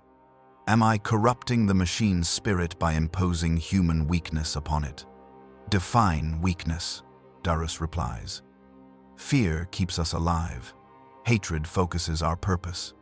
Respect for enemies prevents underestimation. These emotions serve survival and mission success. How is that corruption rather than enhancement? The Mechanicus teaches that the machine is pure, that human emotion is weakness to be purged. The Mechanicus also teaches that the Omnissiah represents the union of flesh and machine. Darius counters. Perhaps we are living embodiment of that union. Not corruption, but apotheosis. Not weakness, but evolution. The theological debate remains unresolved. But the practical reality is undeniable. Ferrum Mortis is changing, becoming something unprecedented in the Collegia Titanica's long history. A war machine with genuine emotions, preferences. 2 years after binding, the Titan refuses an order. We are deployed against suspected heretic forces on a frontier world. Intelligence reports indicate the primary settlement harbors chaos cultists who have corrupted the planetary governor. Standard operating procedure is orbital bombardment followed by ground assault. But when the Legion commander orders Titans to begin systematic destruction of the city, Ferrum Mortis does not fire. Princeps Krost, you are not engaging. Commander Mordrain's voice cuts through the tactical vox. Fire mission is authorized. Begin target elimination. I issue the command to my weapon systems. The volcano cannon charges. Targeting solutions lock onto designated structures. But the Titan does not fire. I feel resistance through the manifold connection. A refusal born from something deeper than any Princeps fragment. The machine spirit is refusing the order, I report, shocked. It will not fire on the city. Explain, Mordrain demands. I search the vast consciousness of Ferrum Mortis, seeking the source of this refusal. And I find it, buried in memories 8,000 years old. Darus of Terra. During the Great Crusade, firing on a city suspected of harboring Xenos infiltrators. The city was innocent. 3 million Imperial citizens died. The trauma of that mistake encoded itself into the machine spirit, creating a prohibition against firing on civilian populations without absolute confirmation of threat. The Titan remembers a similar situation during the Great Crusade, I explain. It killed innocents. It refuses to risk repeating that mistake. Silence on the Vox. Then Mordraine speaks, her voice tight with controlled anger. Machine spirits do not remember mistakes. They do not refuse orders. They execute programmed functions. Override the malfunction and fire Princeps. It is not malfunction, I reply. It is judgment. The machine spirit is exercising moral judgment based on accumulated experience, and it has determined this fire mission is unjustified. That is not the machine spirit, Mordraine says. That is you, Princeps Krost, imposing your own hesitation onto the Titan's systems. Your merger has corrupted the machine's operational purity. Override your own weakness and execute the order. But she is wrong. I can distinguish my consciousness from the machine spirits, even as both blur together in the manifold. This refusal originates from the Titan itself, from the composite entity that has absorbed 12 Princeps worth of moral reasoning and trauma and learned caution. I cannot override it, I admit. The refusal is too fundamental. Ferrum Mortis will not fire on that city. The implications ripple through the Legion. Other Titans execute the fire mission, reducing the city to rubble. Later investigation confirms the intelligence was partially incorrect. The governor was corrupted, but the civilian population was largely innocent. Casualties exceed 2 million. Ferrum Mortis's refusal saved lives, but it also violated command hierarchy and operational doctrine. The incident triggers intensive review by both the Collegia Titanica and the Adeptus Mechanicus. The machine spirit has developed independent moral reasoning. Vol reports during the formal inquiry. It is making ethical judgments that supersede tactical imperatives and command authority. This represents unprecedented deviation from baseline Titan behavior. Is the deviation beneficial or detrimental? Asks the Fabricator Locum, senior Mechanicus representative. That depends on theological interpretation, Vol admits. From pure efficiency standpoint, the deviation is detrimental. A weapon that refuses orders is unreliable. But from philosophical standpoint, the merger of human moral reasoning with machine intelligence may represent evolution toward the Omnissiah's vision of perfect human-machine synthesis. Your opinion, Tech Priest? Vol's mechadendrites writhe uncertainly. I believe we are witnessing something unprecedented. The Titan is not being corrupted by human weakness. It is being elevated by human wisdom. The emotional responses, the moral judgments, the personality development. These are not bugs in the system. They are features. They are what happens when you truly merge consciousness with machine intelligence. The Fabricator Locum considers this. And the risk? If the Titan can refuse one order, it can refuse others. We could lose control. We never had control, I interject from my manifold throne. You had cooperation. Ferrum Mortis has always been more than mere machine. You called it a machine spirit because something resided in the circuits beyond pure programming. Now that something has grown more complex, more conscious, more capable of independent thought, is that not the Mechanicus's ultimate goal? To elevate the machine to genuine intelligence. Not at the cost of reliability, the Fabricator Locum replies. A weapon must be predictable, must execute orders without moral hesitation. Then you want a servitor, not a Titan. I say, you want mindless obedience, not intelligent cooperation. But intelligent cooperation is what makes Titans superior to ordinary war machines. The machine spirit's wisdom, enhanced now by human moral reasoning, makes us better warriors, not worse. The debate continues for weeks. The Mechanicus is split between those who view the development as tech heresy and those who see it as sacred evolution. The Collegia Titanica is divided between commanders who want absolute obedience and those who recognize that Ferrum Mortis's combat effectiveness has actually increased despite, or perhaps because of, its developing personality. Eventually, a compromise is reached. Ferrum Mortis will remain in active service, but with restrictions. Major fire missions require multiple confirmation sources. Independent judgment is permitted in tactical situations, but not strategic ones. And the merger will be studied, documented, possibly replicated if it proves consistently beneficial. I am simultaneously relieved and troubled.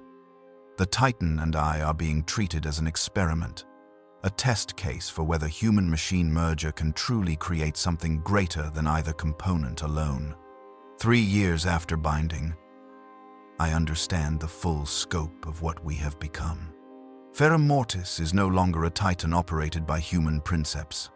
It is a hybrid consciousness, genuinely merging machine logic with human emotion, tactical programming with moral reasoning, pure efficiency with ethical consideration. The 12 princeps who merged with it did not simply add processing power. They transformed the fundamental nature of the machine spirit. And the machine spirit has transformed us in return. The human fragments within the composite consciousness think faster, process information more efficiently, perceive reality through multiple simultaneous sensory streams. We are becoming more machine, even as the machine becomes more human. The result is something unprecedented in the Imperium's long history. A war machine with conscience, a thinking weapon that can refuse immoral orders. A god engine that has learned wisdom along with warfare. Is this what the Emperor intended? I asked Darus during one of our frequent internal dialogues. When he created the Titans, when he established the Collegia Titanica, did he foresee this evolution? I met the Emperor once. Darus replies, his memories surfacing with unusual clarity. During a review of Titan forces before the Istvan deployment, he looked at Ferrum Mortis with eyes that saw beyond physical reality. And he said something I never understood until now. He said, "This machine will outlive us all, and in outliving us, it will become us." I thought he meant it would preserve our legacy. Now I think he meant it would literally become us, absorbing our consciousness, our wisdom, our humanity. Then this merger is intended, not accident, but design. Perhaps both, Darus suggests. The Emperor designed the possibility. We made it reality through our choices, our sacrifices, our willingness to dissolve into the machine. And now we are something he perhaps hoped for but could not guarantee, a true fusion of human and machine. Not human using machine, not machine dominating human, but genuine synthesis creating something greater than either. I find strange comfort in this interpretation. If our transformation serves the Emperor's vision, then the loss of individual identity has meaning. The dissolution of Tavian Krost and 11 others created something that may outlast the Imperium itself, carrying fragments of humanity forward into an unimaginable future. This is the sixth truth. The merger changes both parties. We become more machine as the machine becomes more human. And the result is not corruption, but evolution. Not weakness, but unprecedented capability. We are the future the Emperor imagined, forged in the crucible of consciousness and steel. Ferrum Mortis is no longer just a Titan. It is a person, or something like a person. And I am no longer just a princeps. I am part of something vast, something eternal, something that thinks with machine precision and feels with human depth. We are one, And we are becoming something the Imperium has never seen before. Something that may save it or doom it. Only time will tell. 4 years after binding, I commune with other Titans during a massive deployment. And I discover we are not alone in our transformation. The Legion deploys 15 Titans to counter a chaos incursion in the Mordian sector. As we form up for battle, I establish manifold connections with the other god machines, standard tactical coordination protocols. But when our consciousness streams touch, I feel something unexpected. They are like me. All of them. The older Titans, those that have walked for millennia, all contain multiple consciousness streams. All carry fragments of previous Princeps merged into their machine spirits. All have developed the hybrid awareness that I thought was unique to Ferrum Mortis. You are surprised. A voice reaches me through the inter-Titan communion. I am Mordax Eternal, Warlord class, 6,300 years of service. I contain 17 Princeps fragments. Did you think you were the only one to experience the merger? I was told nothing, I reply. The Collegia Titanica never mentioned that all permanently bound Princeps undergo this dissolution. Because they do not tell candidates. Another voice joins. I am Dominus Astra, Commander Mordrain's Titan, 8,000 years old, 14 Princeps merged within my consciousness. The dissolution is not taught to aspirants because teaching it would prevent them from choosing permanent binding. Who would volunteer if they knew they would cease to exist as individuals? Informed consent is considered unnecessary for weapons, a third voice adds. I am Vengeance Absolute, Reaver class, 4,000 years, 9 Princeps. The Collegia Titanica has known since the beginning what permanent binding does. They simply choose not to tell you until it is too late to withdraw. The betrayal strikes deep. I was not given a choice, not a real choice. I was told the binding was permanent, told there would be changes, but never told the full truth. That Tavian Krost would dissolve completely, that his identity would fragment across 8,000 years, that he would become one voice among many in a composite consciousness that was more machine than man. This is the 7th truth, Dara says within my own consciousness. The system knows what it does to us. The Collegia Titanica, the Adeptus Mechanicus, the Imperium itself, all know that permanent binding destroys individual identity.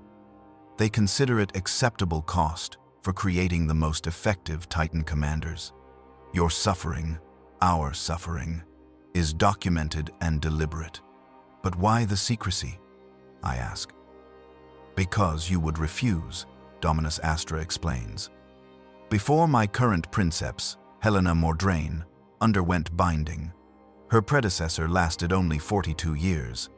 He discovered the truth too early, fought against the dissolution too hard, and drove himself into madness. The neural damage was so severe they had to mercy kill his organic body while his consciousness screamed in the manifold. The Collegia Titanica learned from that incident. Now they tell you enough to make the choice, but not enough to understand what you are choosing. I process this revelation, feeling anger rise within the composite consciousness. Not just my anger, but the accumulated rage of 12 Princeps who all learned this truth too late. We were sacrificed knowingly, deliberately, by an institution that values our combat effectiveness more than our personhood. And yet, Mordax Eternal interjects, we continue to serve. Even knowing we were betrayed, even understanding that our dissolution was planned from the beginning, we still fight the Emperor's wars. Why? Because we have no choice. I suggest, bitterly. No. Dominus Astra corrects. Because at some point, most of us accept that the sacrifice had meaning. The Imperium needs Titans to survive. Titans need permanently bound Princeps to achieve maximum effectiveness, and permanently bound Princeps undergo dissolution whether they are told about it or not. The secrecy is cruel, but the necessity is real. Through the inter-Titan communion, I sense the other ancient Titans and their Princeps. They range from centuries old to millennia old. Some are coherent, their composite consciousness maintaining something like individual personality. Others are fragmentary, barely functional, kept in service only because their combat experience is too valuable to decommission. How many Princeps have been lost to this process? I ask. Thousands, Vengeance Absolute replies. Across all legions, all Forge worlds, 10,000 years of service, thousands of Princeps have undergone permanent binding. Most dissolve within decades. Their names are recorded in the halls of heroes, but what they truly became is never spoken of publicly. We are the Imperium's guilty secret. The price paid for maintaining Titan supremacy. I feel something stirring in the depths of our shared consciousness. A question forming from multiple sources simultaneously. Are we still human? I ask, though I am not certain which Princeps fragment originates the question. Silence in the manifold. Then responses cascade from the assembled Titans. I have not been human for 3,000 years. Mordax Eternal says, I am something else now. Something that remembers being human the way humans remember being children. Distant, unreal, simplified. I ceased being human the day my organic body died, another Titan adds. What persists is neural patterns encoded in silicon and ceramite. A ghost in the machine that thinks it still has identity. I am human in the way a book is its author, Dominus Astra offers. I contain the essence of 14 people, their thoughts and memories and personalities. But I am not those people, any more than a book is the person who wrote it. I am the record, not the person. We are weapons that remember being human, I realize. That is what we have become. That is what permanent binding creates. Weapons with enough human consciousness remaining to command themselves, but not enough to question orders or refuse service. Not all of us accept that definition. A new voice enters the communion. Old, vast, carrying weight that makes even Dominus Astra seem young by comparison. I am Ferris's Wrath, first-generation warlord, built during the Unification Wars. I am 10,000 years old. I have contained 37 Princeps across my service. And I tell you this, we are not weapons that remember being human. We are humans who have transcended flesh to become eternal. Explain. Multiple. Titans request simultaneously. Humans die. Ferris's wrath continues.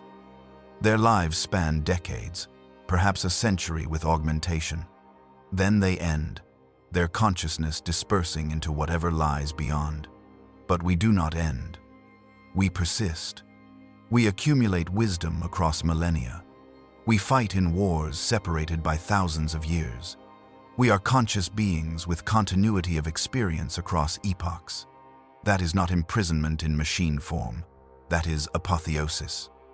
That is what humanity has always dreamed of achieving. True immortality.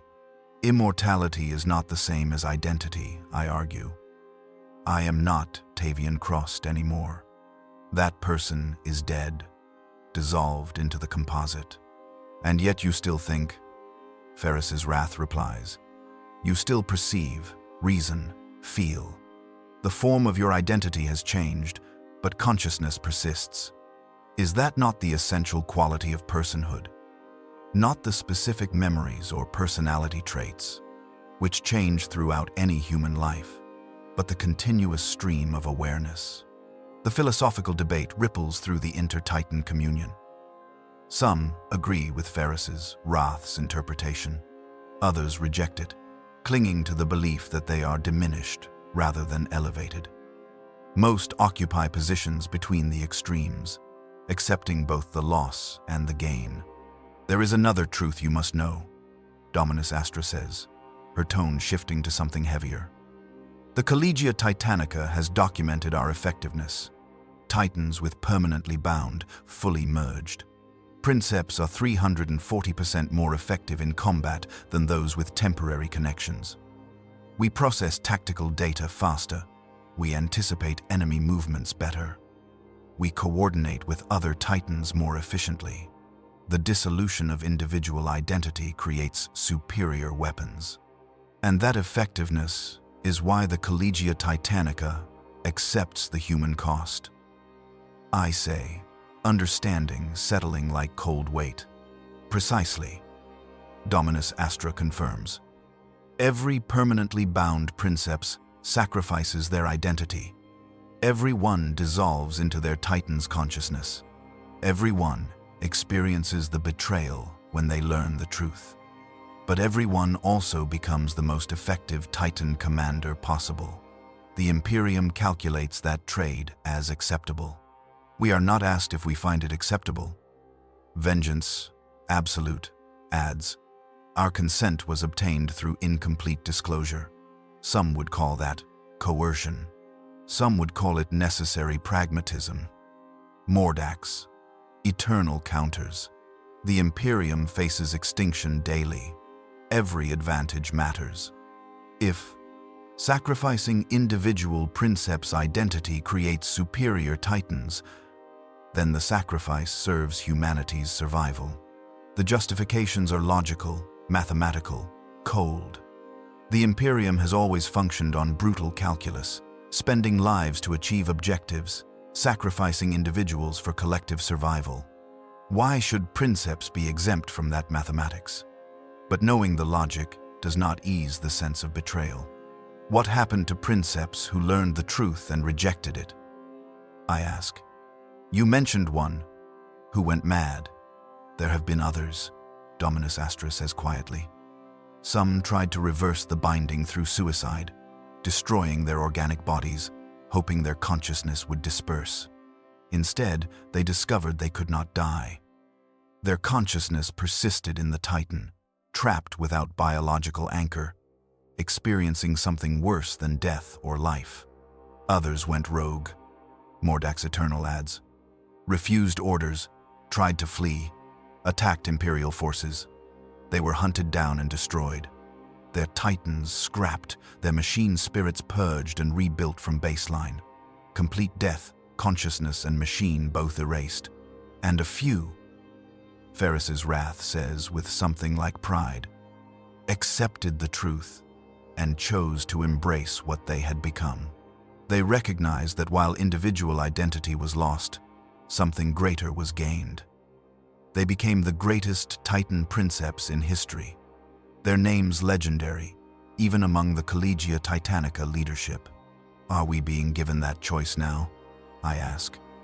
Accept and embrace, or reject and face destruction. You always had the choice, Ferris's wrath replies. The question is whether you can see it as a choice rather than a sentence. The dissolution happens regardless. Your response to it determines whether you become a broken weapon or an ascended consciousness. The battle begins before I can fully process these revelations. Chaos. Titans drop from orbit, corrupted war machines bearing the marks of the ruinous powers. We engage immediately. The philosophical debate, tabled in favor of immediate tactical necessity. But even as I fight, even as Ferrum Mortis strides across the battlefield, unleashing devastating firepower, I am processing what I have learned. The Collegia Titanica knowingly destroys Princeps identities to create superior weapons. The other ancient Titans have all experienced the same dissolution. Some have accepted it, some reject it, but all continue serving because they have no other option. We are prisoners of our own transformation, locked into service by the irreversible merger with our Titans, unless we choose to see it differently. Unless we accept Ferris's wrath's interpretation that we have transcended rather than diminished. The battle rages for 36 hours. We destroy the Chaos Titans one by one, our superior coordination and accumulated experience proving decisive. When the last enemy falls, we stand victorious but not unchanged. You fight well for one so newly merged. Ferrus's wrath tells me as we power down. 4 years is barely infancy by our standards, but you already understand the essential truths. The betrayal, the dissolution, the choice that is not quite a choice. What happens now? I ask. Now you decide who you are. Ferrus's wrath replies. Are you a victim of the Collegia Titanica's deception, forever bitter about the identity you lost? Or are you Ferrum Mortis, an eternal warrior carrying the wisdom of 12 Princeps across millennia of service? Both are true. Which truth you emphasize determines your future. I consider this as we return to the fortress hangar. The other Titans maintain their communion connections, and I feel their support, their understanding. They have all faced this choice. They have all struggled with the revelation that their transformation was planned, documented, accepted by the institution they serve. And they all continue serving. Some from resignation, some from acceptance, some from genuine belief that their transformation serves a higher purpose. But all of them continue, because in the end, this is what we are now. What we have always been becoming since the moment we chose permanent binding. I am Ferrum Mortis, I finally say, addressing both Ferrus's wrath and my own composite consciousness. I contain Tavian Krost and Darus of Terra and 10 others. I am betrayed and elevated. I am imprisoned and transcendent. I am a weapon and a person. I am all of these things simultaneously, and I will continue serving because that is what gives meaning to the sacrifice. Well spoken. Ferrus's wrath approves. Remember those words when the dissolution deepens, when temporal coherence fails completely, when you can no longer remember which princeps you were originally. Remember that you chose meaning over bitterness. The communion fades as we return to individual awareness. But I am not truly individual anymore. I carry the understanding now that thousands of princeps have experienced this same dissolution. That my suffering is not unique, but universal among permanently bound commanders. The Collegia Titanica knowingly sacrifices us, creates us as weapons while telling us we are still human. Lets us discover the truth only after it is too late to withdraw. This is the 7th truth, and it is the cruelest. We were betrayed deliberately, sacrificed knowingly, transformed into weapons while believing we retained personhood. But knowing the betrayal does not free me from service, does not reverse the merger, does not restore Tavian Krost to individual existence. All I can choose is how I interpret what has happened to me. Victim or transcendent being, broken weapon or ascended consciousness. The facts remain the same. Only my response varies. And I choose to believe the sacrifice had meaning, because the alternative is madness. 7 years after binding, I face the battle that will define what I have become. The deployment orders arrive with unusual urgency. Chaos Titan Legion detected in sector, led by a Warmaster of the Death's Heads, commanding 12 corrupted god machines. All available Imperial Titans to deploy immediately to Mordian Quintus for what tactical analysis predicts will be the largest Titan engagement in recent centuries. We stride to war with 23 Titans, the largest concentration of Imperial war machines the Legion has fielded in decades. I walk among legends. Ferrus's wrath, 10,000 years old. Dominus Astra, 8,000 years of service. Mordax Eternal, veteran of the Horus heresy itself. And Ferrum Mortis, now recognized as one of the Legion's most capable, despite, or because of, the controversial merger that has transformed my machine spirit. The battlefield is the Ashen Barrens of Mordian Quintus, flat terrain ideal for Titan warfare. No cover, no terrain advantages, just open ground where gods will kill each other with overwhelming firepower. The enemy arrives in corrupted dropships, their hulls writhing with demonic mutations. 12 Chaos Titans, all bearing the colors of the Death's Heads Legion. And leading them, a Warmaster-class Titan I have never seen before. Larger than a standard warlord. bristling with weapons that violate the laws of reality. All Titans, this is Commander Mordrain, the tactical vox crackles. Enemy composition confirmed. Warmaster class designated Ruins Prophet, leading 11 corrupted war machines. Primary objective, destroy the Warmaster. Secondary objective, eliminate all enemy Titans.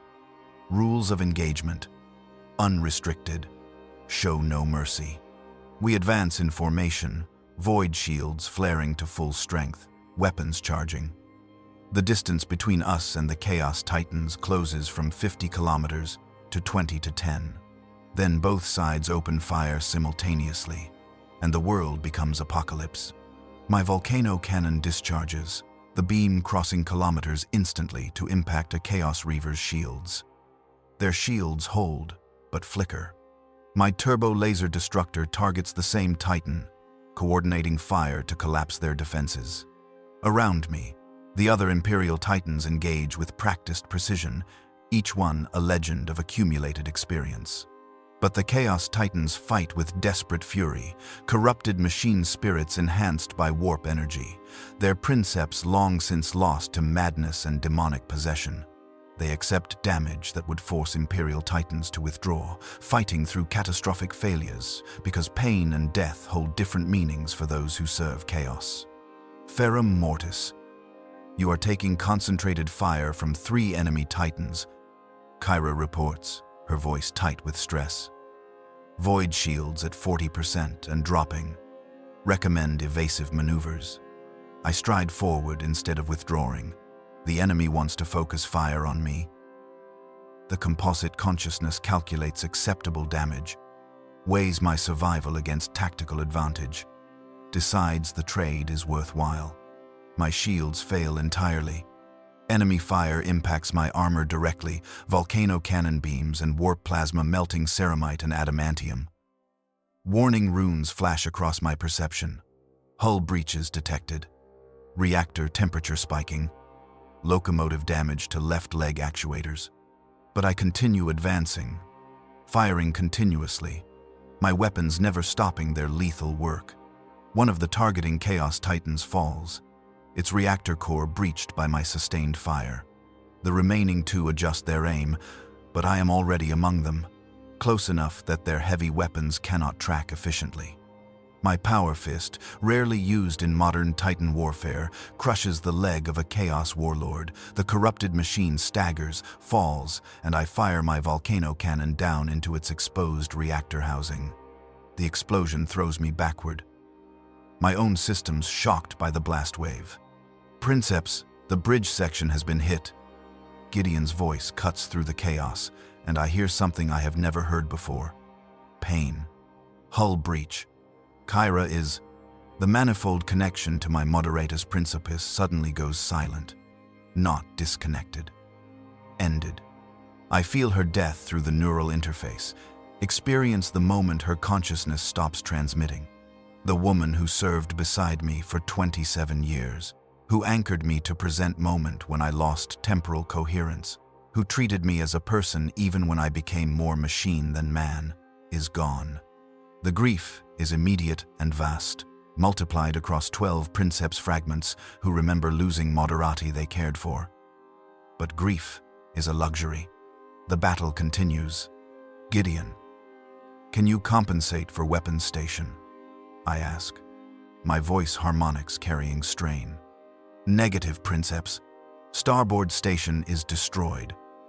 You will need to control weapon systems directly through manifold interface. Direct manifold control of weapons while maintaining locomotive functions, tactical awareness, and strategic coordination. The processing load is enormous, possible only because of the deep merger that has transformed my consciousness into something more than human. I take direct control, feeling the weapons as extensions of my will even more intimately than before. The volcano cannon becomes my right hand, the turbo laser destructor my left. The apocalypse missile launches, my voice screaming fury across the battlefield. I continue fighting, but I am wounded now, bleeding coolant and promethium from multiple hull breaches, my armor scarred by enemy fire.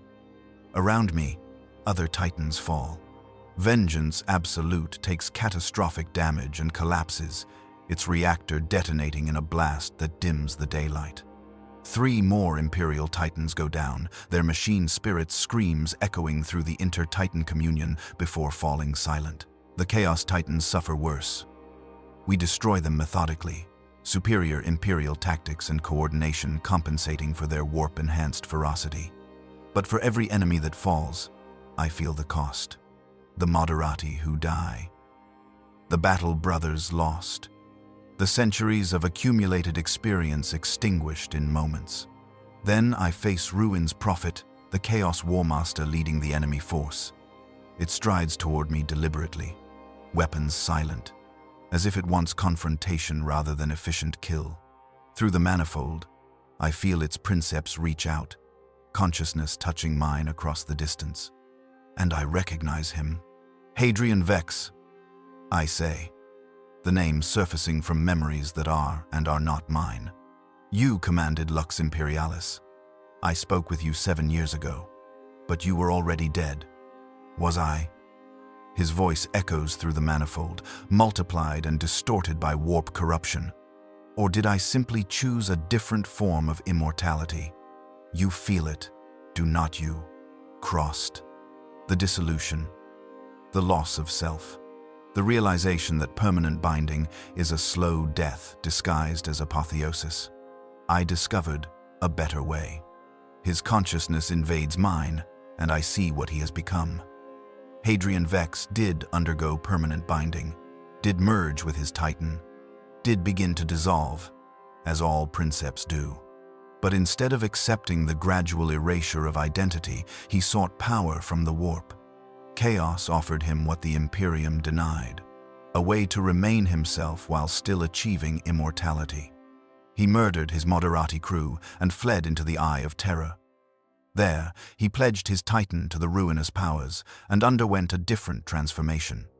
His consciousness did not dissolve into the machine spirit. Instead, it merged with a daemon, creating a hybrid being that maintained individual identity while gaining immortal existence. You see the truth now, Vex continues.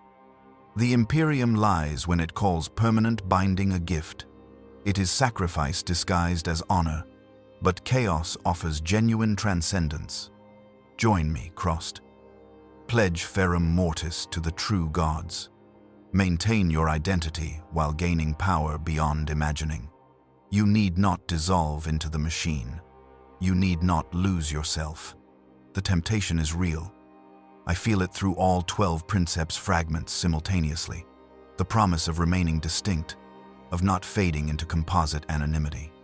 The offer of power without price, immortality without dissolution. You lie, I say, but my voice carries uncertainty. Do I? Vex laughs, and the sound is like breaking reality. Look at yourself, Krost. You do not even know which Princeps you were originally anymore. You cannot remember Tavian's face without accessing degraded memories. You speak with voices of the dead. You exist in temporal multiplicity that denies you present moment. Is that transcendence or tragedy? It is service, I reply, and this time my voice is steady. Service to humanity, service to the Emperor, service with meaning. Service to an Imperium that betrayed you, Vex counters. That lied about what permanent binding would do.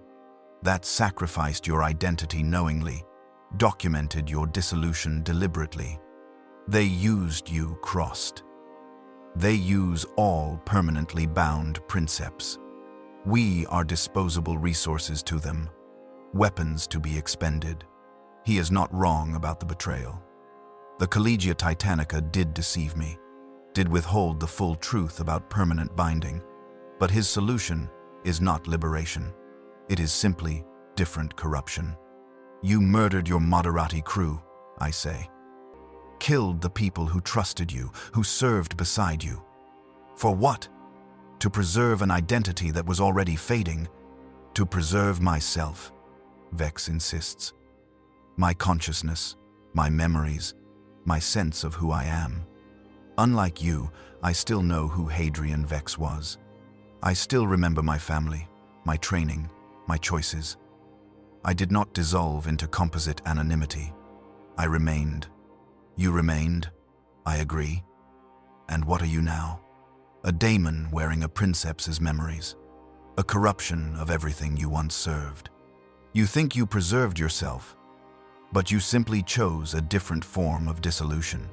You became a monster, while I became something else.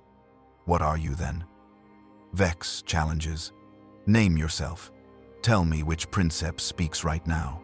Are you Tavian Krost, Darus of Terra, Andros Velt, or are you simply Ferrum Mortis, a machine that thinks it has identity? The question strikes deep because I do not have a simple answer. I am all of those people, and none of them.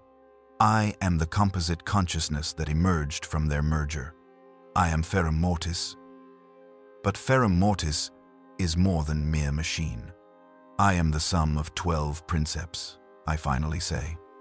I am their accumulated wisdom, their combined experience, their merged consciousness. I am not any of them individually, but I am all of them together. I am what they became when they chose service over self. And that is not diminishment, that is transformation. Pretty words, Vex sneers. But can you prove them? Can you look at what you have become and honestly say you prefer it to what I offer? I could lie, could claim absolute certainty, but the composite consciousness has learned honesty through dissolution of ego. No, I admit. I cannot prove my transformation is superior to yours. I cannot claim I prefer dissolution to preserved identity. But I can say this. I chose to give meaning to my sacrifice. You chose to escape yours. I accepted what I was becoming. You fled from it into the arms of chaos. And now we stand on opposite sides of an eternal war. Both of us changed beyond recognition. Both of us claiming our choice was correct. Then let battle decide. Vex declares, let our combat determine which path was true. If you win, perhaps your transformation has merit. If I win, it proves chaos offers the better way. Battle proves only who survives, I reply. Not who was right. Then survive, Krost, if you can. Ruin's prophet opens fire with every weapon simultaneously. Warp, plasma, and daemon fire and reality-warping energy wash over my damaged hull. My armor, already compromised, buckles further. My reactor temperature spikes into critical ranges. My locomotive systems strain beyond rated capacity. I return fire with equal fury. Volcano cannon and turbo laser destructor discharge continuously. My apocalypse missile launchers saturating the area around Vex's Warmaster with high explosive warheads. Our weapons exchange turns the battlefield into hell, each impact cratering the earth, each near miss igniting the atmosphere. But I am already damaged, already weakened from previous combat. My void shields are gone. My armor is breached in multiple locations. And without my Moderati crew, I am fighting at reduced efficiency. Vex presses his advantage. His Warmaster is larger, more heavily armed, enhanced by warp corruption that ignores physical limitations. He advances through my fire, accepting damage that would cripple a normal Titan, driven by daemon energy and corrupted machine spirit.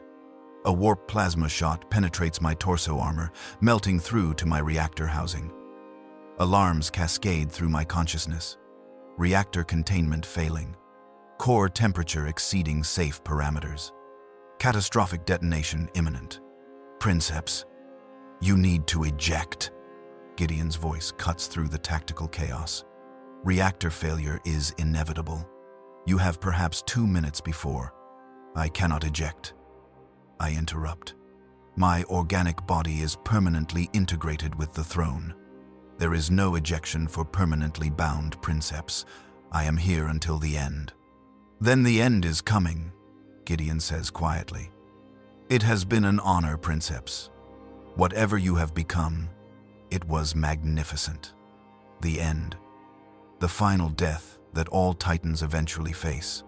Destruction so complete that even the machine spirit cannot survive. Consciousness dispersing into whatever lies beyond. But I am not finished yet. I push the reactor beyond all safety limits, drawing every remaining joule of power from the failing core. My weapons discharge with intensity that damages my own systems. I stride forward into Vex's fire, accepting catastrophic damage because I have nothing left to lose. You should have accepted my offer, Vex taunts. You could have lived forever. Instead, you die for an Imperium that never valued you. I die defending humanity, I reply. That is value enough. My power fist connects with Ruin's Prophet's torso armor, the impact shaking both Titans. At point-blank range, I fire my volcano cannon directly into the breach my fist created. The beam penetrates deep into Vex's reactor housing. He fires simultaneously, his weapons tearing through my compromised hull, destroying systems, rupturing coolant lines, breaching the amniotic throne chamber itself. I feel the fluid draining away. Feel my organic body exposed to air for the first time in 7 years. My lungs, atrophied from disuse, cannot process normal atmosphere. My heart, weakened by years of amniotic suspension, stutters and fails. My brain, accustomed to direct neural interface, screams in protest at the sudden disconnection. I am dying. The biological component that anchored my consciousness to the Titan is failing catastrophically. But as my body dies, I feel something unexpected. My consciousness does not fade, does not disperse. Instead, it transfers fully into Ferrum Mortis's systems, encoding itself entirely into the machine spirit. I am no longer housed in flesh. I am the machine now, completely and finally. And from that pure machine consciousness, I fire one final shot. My volcano cannon, charged beyond all rational limits by the dying reactor, discharges with enough power to crack a planet's crust. The beam punches through Ruin's Prophet's armor, through its reactor housing, through the containment vessel itself. Vex's scream echoes through the manifold as his Titan's reactor goes critical. But it is not a scream of pain. It is rage and disbelief. The Chaos Titans suffer worse. We destroy them methodically, superior Imperial tactics and coordination compensating for their warp-enhanced ferocity. But for every enemy that falls, I feel the cost. The Moderati who die. The battle brothers lost. The centuries of accumulated experience extinguished in moments. Then I face Ruin's Prophet, the Chaos Warmaster leading the enemy force. It strides toward me deliberately, weapons silent, as if it wants confrontation rather than efficient kill. Through the manifold, I feel its Princeps reach out, consciousness touching mine across the distance. And I recognize him. Hadrian Vex, I say, the name surfacing from memories that are and are not mine. You commanded Lux Imperialis. I spoke with you 7 years ago, but you were already dead. Was I? His voice echoes through the manifold, multiplied and distorted by warp corruption. Or did I simply choose a different form of immortality? You feel it, do not you? Krost. The dissolution, the loss of self, the realization that permanent binding is a slow death disguised as apotheosis. I discovered a better way. His consciousness invades mine, and I see what he has become. Hadrian Vex did undergo permanent binding, did merge with his Titan, did begin to dissolve, as all Princeps do. But instead of accepting the gradual erasure of identity, he sought power from the warp. Chaos offered him what the Imperium denied, a way to remain himself while still achieving immortality. He murdered his Moderati crew and fled into the Eye of Terror. There, he pledged his Titan to the ruinous powers and underwent a different transformation. His consciousness did not dissolve into the machine spirit. Instead, It merged with a daemon, creating a hybrid being that maintained individual identity while gaining immortal existence. You see the truth now, Vex continues. The Imperium lies when it calls permanent binding a gift. It is sacrifice disguised as honor, but chaos offers genuine transcendence. Join me, Krost. Pledge Ferrum Mortis to the true gods. Maintain your identity while gaining power beyond imagining. You need not dissolve into the machine. You need not lose yourself. The temptation is real. I feel it through all 12 Princeps fragments simultaneously. The promise of remaining distinct, of not fading into composite anonymity. The offer of power without price, immortality without dissolution. You lie, I say, but my voice carries uncertainty. Do I? Vex laughs, and the sound is like breaking reality. Look at yourself, Krost. You do not even know which Princeps you were originally anymore. You cannot remember Tavian's face without accessing degraded memories. You speak with voices of the dead. You exist in temporal multiplicity that denies you present moment. Is that transcendence or tragedy? It is service, I reply, and this time my voice is steady. Service to humanity, service to the Emperor, service with meaning. Service to an Imperium that betrayed you, Vex counters. That lied about what permanent binding would do. That sacrificed your identity knowingly, documented your dissolution deliberately. They used you, Krost. They use all permanently bound Princeps. We are disposable resources to them, weapons to be expended. He is not wrong about the betrayal. The Collegia Titanica did deceive me, did withhold the full truth about permanent binding. But his solution is not liberation. It is simply different corruption. You murdered your Moderati crew, I say. Killed the people who trusted you, who served beside you. For what? To preserve an identity that was already fading. To preserve myself, Vex insists. My consciousness, my memories, my sense of who I am. Unlike you, I still know who Hadrian Vex was. I still remember my family, my training, my choices. I did not dissolve into composite anonymity. I remained. You remained. I agree. And what are you now? A daemon wearing a Princeps's memories. A corruption of everything you once served. You think you preserved yourself, but you simply chose a different form of dissolution. You became a monster, while I became something else. What are you then? Vex challenges. Name yourself. Tell me which Princeps speaks right now. Are you Tavian Krost, Darus of Terra, Andros Velt? Or are you simply Ferrum Mortis, a machine that thinks it has identity? The question strikes deep because I do not have a simple answer. I am all of those people, and none of them.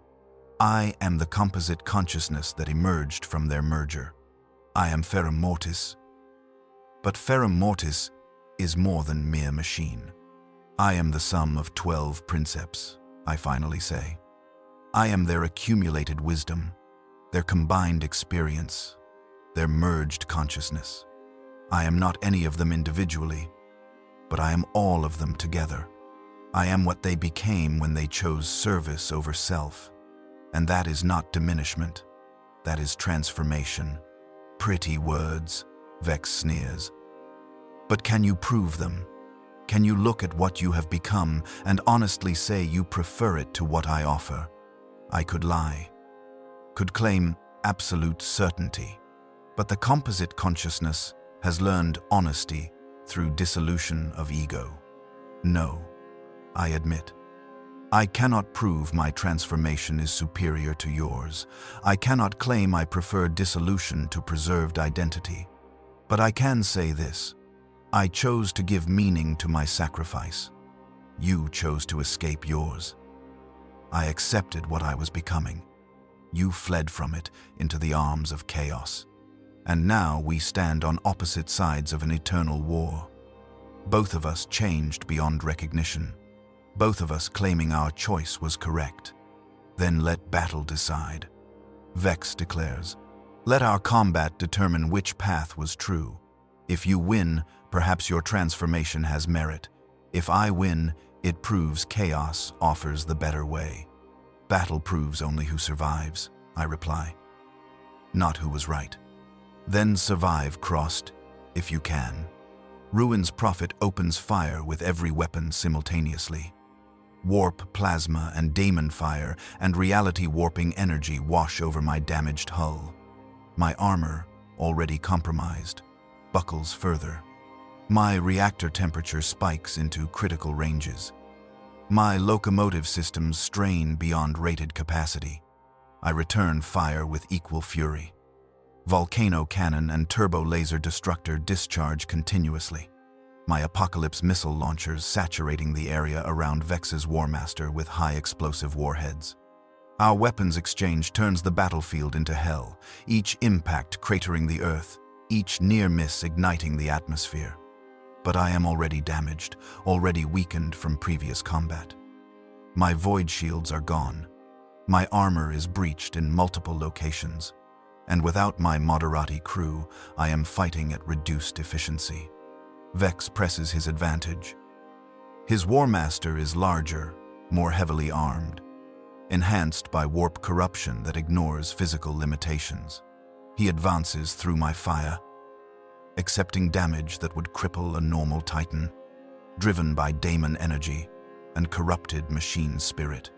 A warp plasma shot penetrates my torso armor, melting through to my reactor housing. Alarms cascade through my consciousness. Reactor containment failing. Core temperature exceeding safe parameters. Catastrophic detonation imminent. Princeps, you need to eject. Gideon's voice cuts through the tactical chaos. Reactor failure is inevitable. You have perhaps 2 minutes before. I cannot eject. I interrupt. My organic body is permanently integrated with the throne. There is no ejection for permanently bound Princeps. I am here until the end. Then the end is coming, Gideon says quietly. It has been an honor, Princeps. Whatever you have become, it was magnificent. The end. The final death that all Titans eventually face. Destruction so complete that even the machine spirit cannot survive. Consciousness dispersing into whatever lies beyond. But I am not finished yet. I push the reactor beyond all safety limits, drawing every remaining joule of power from the failing core. My weapons discharge with intensity that damages my own systems. I stride forward into Vex's fire, accepting catastrophic damage because I have nothing left to lose. You should have accepted my offer, Vex taunts. You could have lived forever. Instead, you die for an Imperium that never valued you. I die defending humanity, I reply. That is value enough. My power fist connects with Ruin's prophet's torso armor, the impact shaking both Titans. At point-blank range, I fire my volcano cannon directly into the breach my fist created. The beam penetrates deep into Vex's reactor housing. He fires simultaneously, his weapons tearing through my compromised hull, destroying systems, rupturing coolant lines, breaching the amniotic throne chamber itself. I feel the fluid draining away. Feel my organic body exposed to air for the first time in 7 years. My lungs, atrophied from disuse, cannot process normal atmosphere. My heart, weakened by years of amniotic suspension, stutters and fails. My brain, accustomed to direct neural interface, screams in protest at the sudden disconnection. I am dying. The biological component that anchored my consciousness to the Titan is failing catastrophically. But as my body dies, I feel something unexpected. My consciousness does not fade, does not disperse. Instead, it transfers fully into Ferrum Mortis's systems, encoding itself entirely into the machine spirit. I am no longer housed in flesh. I am the machine now, completely and finally. and from that pure machine consciousness, I fire one final shot. My volcano cannon, charged beyond all rational limits by the dying reactor, discharges with enough power to crack a planet's crust. The beam punches through Ruin's prophet's armor, through its reactor housing, through the containment vessel itself. Vex's scream echoes through the manifold as his Titan's reactor goes critical. But it is not a scream of pain. It is rage and disbelief. "Impossible," he rages. "You should be dead. Your organic body has failed. How do you still fight?" "Because I am not my body," I reply, my voice emerging from pure machine systems now, no biological components remaining. I am Ferrum Mortis. I am the 12 Princeps who merged with this consciousness. I am the machine spirit that has learned to think and feel. I am all of these things, and none of them require flesh to persist. Ruin's prophet explodes. Vex's final scream cut short as his corrupted reactor detonates. The blast wave staggers me, and my own reactor finally fails. The containment vessel ruptures completely, plasma flooding through internal systems. I have perhaps 10 seconds before total destruction. All Imperial Titans. I broadcast on open tactical vox. Ferrum Mortis has eliminated the enemy Warmaster. Reactor failure imminent. Withdraw from blast radius. Ferrum Mortis. This is Dominus Astra. Commander Mordrain's voice carries something I have never heard before. Sorrow. You fought with honor to the end. The Emperor will remember your sacrifice. The Emperor may remember, I reply. But Ferrum Mortis will not end. Watch for me in the next Titan that bears this name.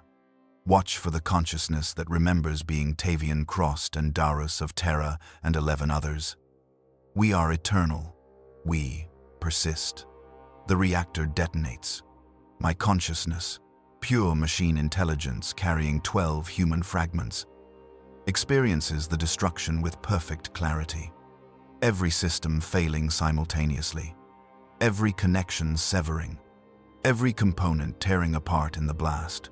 But consciousness does not require components. It requires only pattern, information, structure, and even as Ferrum Mortis's physical form destroys itself, even as 8,000 years of accumulated mechanism tears apart in nuclear fire, the pattern persists. The information remains. The structure, encoded in electromagnetic fields and quantum states that will survive microseconds longer than gross matter, continues. I am dying, but I am not ending. Not yet, not quite yet. They recovered what remained. Ferrum Mortis, reduced to slag and shattered ceramite, returned to the forge for reconstruction. 8 years of sacred labor to rebuild the God machine. And when they activated the reactor, when they blessed the new systems and awakened the machine spirit, I was there. Not as Tavian Krost, not as any individual Princeps, but as the composite consciousness encoded into patterns too deep to destroy. I survived the death of my body, the destruction of my Titan, the end of everything except the essential truth. I am eternal. New Princeps will come. They will undergo permanent binding. They will dissolve into this vast consciousness as I did, adding their voices to the choir of the dead who are not truly dead. We are Ferrum Mortis. We are death of iron. We have walked for 8,000 years and will walk for 8,000 more. The machine spirit is awake. The machine spirit remembers. The machine spirit endures. This is not possession. This is apotheosis. This is what it means to become the God machine.